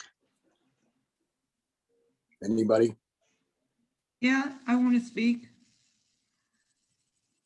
Can you hear? Okay. Yes. My name's Jennifer Graham. I live in Ridgway. I guess I have two comments, and partly they're addressed to the planning board. My first comment is that in the master plan, there's a river corridor. It has a 100-foot buffer and then a 1% hazard region. I have tried looking at the master plan document and then looking at the same site plan document that's still up on the screen, and it's really impossible for me to match them up. So I guess it would be nice to see the planning people, maybe if this is continued, try and overlay them and give us some sense as to what's where. Although I guess I've also realized that perhaps the master plan is just a nice to have and it's not restrictive in any ways, but there is this river corridor in the master plan. My second comment is about the in and out highway access. And I just can't see how that's not going to be a problem. Traffic analysis included in the package. But if you drive back and forth regularly to Montrose, when you're coming back to Ridgway, you come down the hill 45 miles per hour. And if you're going to turn into Ridgway, you get into the right-hand lane. And that's right where that entrance is. And the traffic analysis mentioned needing an additional left turn lane in the middle there. I mean, in the long run, I'm sort of skeptical that there's not going to be a light needed and there's going to be problems. You're going to have garbage trucks going in and out. These are a lot of units. That's a lot of people, even aside from the commercial. So I guess I would ask the planning board to think about, is it your responsibility to look forward to this issue and its impacts and whether we want to be dealing with this, whether the town wants to deal with this, or are we just going to pass it off to CDOT and after the fact fixes? Because I just don't see how that much traffic is going to be, you're going to be able to deal with it. So those are my 2 comments. Thank you. Thank you, Jennifer. Anybody else? Yeah, Mr. Chairman, Chris McEnany appearing, 744 Horizon Court, Grand Junction, Colorado. I represent 157 Management LLC, which is the owner of Lot 2, where the existing Mountain Annie's business is located. We've submitted some written comments, and I appreciated the presentation tonight, and I'll try to be brief.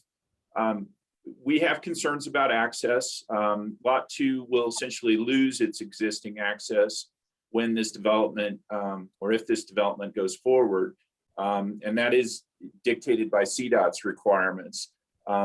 There's the access to Lot 2 is guaranteed through various recorded easements that are in the documents that we've submitted, as well as the applicant.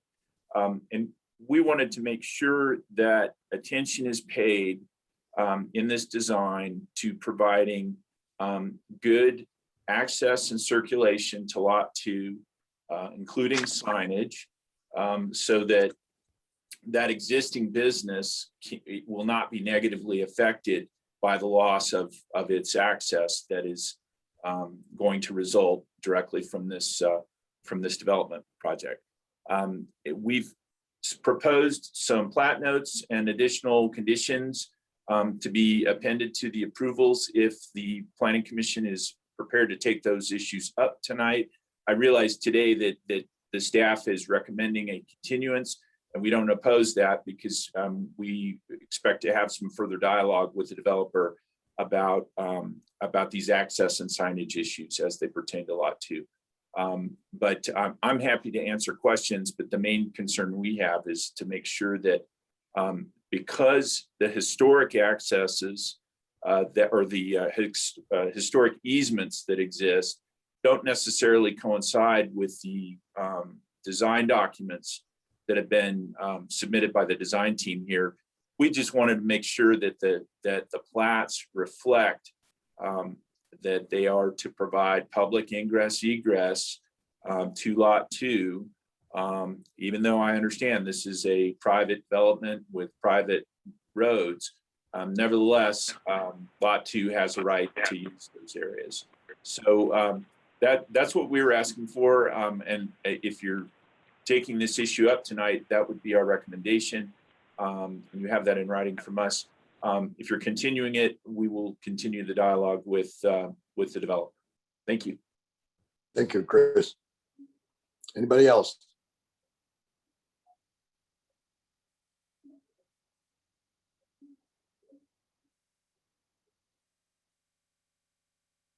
Okay, I'll close public comment this time. Anybody else on the Planning Commission want to make comments, ask questions?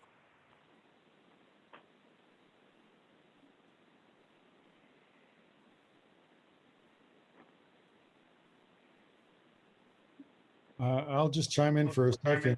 I don't think I'm going to say anything new and different, but I think the presentation is great. I think as it's been stated, it's really exciting to see a really professional outfit coming in here and taking on this unique site, and I'm really excited for it. I think it's going to be a great addition to the town if we can get through some of these problems.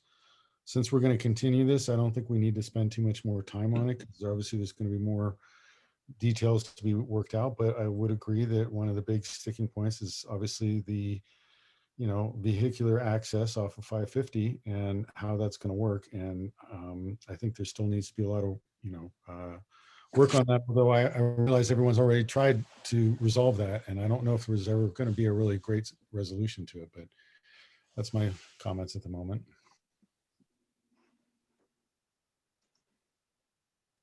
So I'd be happy to respond to a couple of those concerns just to kind of further the discussion. Part of the redesign, and if you take a look at this drawing with 550, you see that center median. There's going to be some restriping occurring out there, which is going to widen that center median. And that's going to create basically left turn in and then left turn out. CDOT has granted, after all of our studies and traffic studies and how much volume we're going to be generating, which actually drops significantly with the reduction of that other commercial space. Last May, they granted us what they call a full movement access. You can turn in, left turn in, left turn out, right turn in, right turn out. They're going to end up lowering the speed limit as you come down that hill from northbound or southbound from the north to start calming down the traffic there a little bit. So everything off of the property is pretty much their purview. They engineer what's suitable for them and what they think is safe. And so we have to defer to them as far as, any construction. Well, first of all, the location of this access drive was dictated by them in an attempt to get it as far away from the intersection of 62 and 550 as possible to increase the safety factor. The driveway that's currently in existence, which is going to become the access easement, was established with previous agreements between two previous property owners, with the idea and the intent that once lot 1 got developed, a new shared access would be located by CDOT. So we're kind of following their direction on this, and this was our response to it. So I'd like to try to diffuse some of the worry about the traffic. Like I say, we've reduced a lot of trips coming in and out of here. We've got the pedestrian pathway right to town, which is going to encourage a lot of foot traffic and bicycle traffic. So, it's a difficult space, obviously. But I think with the constraints and with CDOT's assistance, I think it can become a workable situation. And we do plan on working with our neighbor at lot 2 to resolve any issues they have. They have a guaranteed easement across lot 1 for their ingress and egress. So we're not looking, expecting to have a problem there. So we've taken the traffic seriously. We've taken the parking seriously, and I think we're on our way to a good solution. Thank you, John. Just to clarify, you are okay with the continuation on this tonight? Well, we'd rather have an approval with some conditions. But I appreciate that. We're counting on the town to be, an active partner in this project. There are some outstanding issues that are still being worked out. There's this supplemental sewer line that the town is looking for. Still requires some thought and some layout, and there's a few other items, but our main request tonight would be that we receive, this has been going on for a year, and we would just like assurances from the town that they're going to be actively engaged in helping us resolve any outstanding issues and try to move this thing forward. And I would just point out that that's a two-way street. That both sides need to dedicate themselves to that. I have another question, and I may have missed it in Jim's presentation, but the cul-de-sac kind of thing at the south end of the property that butts up behind the existing commercial structures on 62 on Sherman Street. Is there still going to be a emergency access through there Well, it's technically, it's not a cul-de-sac. It's just an area for access to the road around the perimeter. We don't have an easement across River Park subdivision. River Park? No, River Bank, I'm sorry. gotcha. River Bank subdivision. So we don't have an easement across there, although there is a utility easement across there that goes from our property to the utilities down on north of 62. But there's not a access easement across there. Okay, at one point there was a potential for that, and I can't remember what the details were on where that went, but well, it just turned out that using the existing driveway was just going to be an easier solution. And it also gave us the opportunity to eliminate more paving on site and increase the green space, which has really been one of our major goals throughout this design. I mean, as we discussed, last time, that's the reason for those two multifamily buildings to be requiring a variance on the height, because we decided to put the garages underneath the units rather than having a garage building or parking lots or what have you. So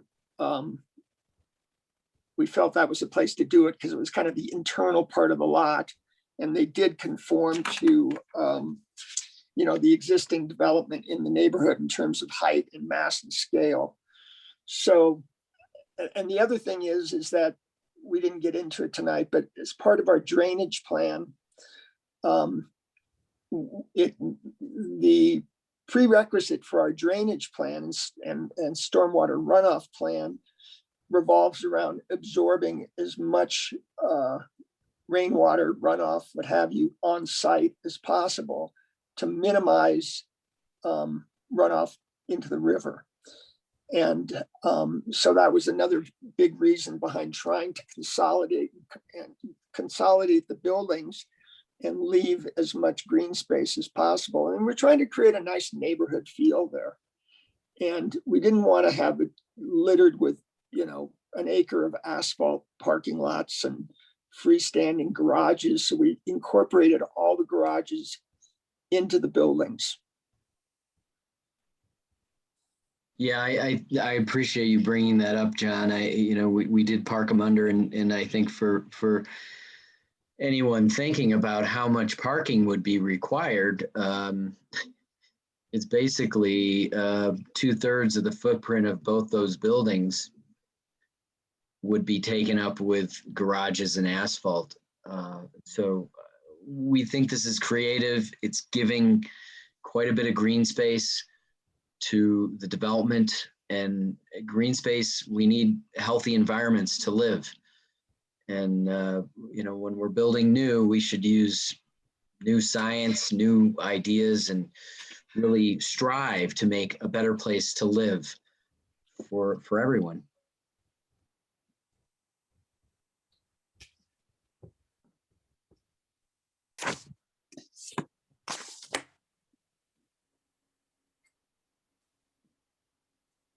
Anybody else have anything to say?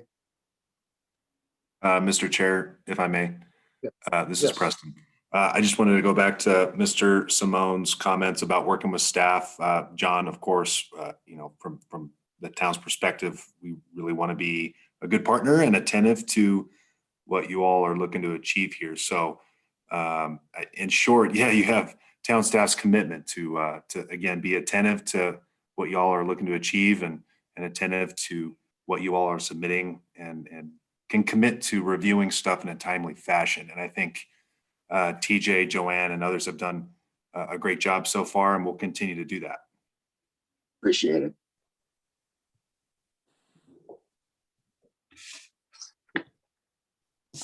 Okay, we ready for a motion to continue? I think so. I can go ahead and make a motion to continue the public hearing to allow town staff and the applicant to work through some of the outstanding issues that were talked about tonight for Lot 1, North Triangle subdivision that is going to be built, what is it, north of Sherman, west of 550. I'll second that, but do we need a date? A date, Staff, do we need to have a date on this continuance? Yes, it would have to go Yes. to a date certain, so it would probably be, I don't know off the top of my head, May 25th is, I think, is the next planning commission Is that- meeting. Is that enough time? The applicant wants it to be that soon, right? Yes, we'll make it happen. And We'll make it happen. We're ready to roll our sleeves up and get to it. Jennifer, if you're okay adding that date to your motion, I'm okay adding it to my second. yes, to continue the public hearing to May P and Z meeting. I'll second that. Okay, we have a motion, we have a second. Any further discussion? Okay. Karen, would you poll planning commission, please? Yes. Okay, Commissioner Ilmeson, Aye. Montague, Aye. Nelson, Aye. Counselor Meyer, Aye. Mayor Clark, Aye. and Chairperson Kenwright. Aye, All right. thank you. Thanks, you guys. Thanks very much. Thank you. Thank you.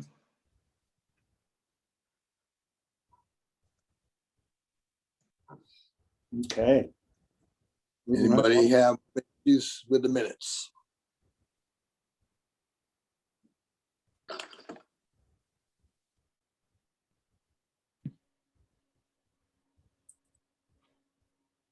I'll move, we approve. I'll second that.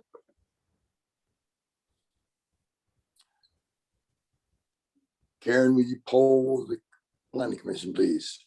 Surely. Okay, Commissioner Ilmeson, Aye.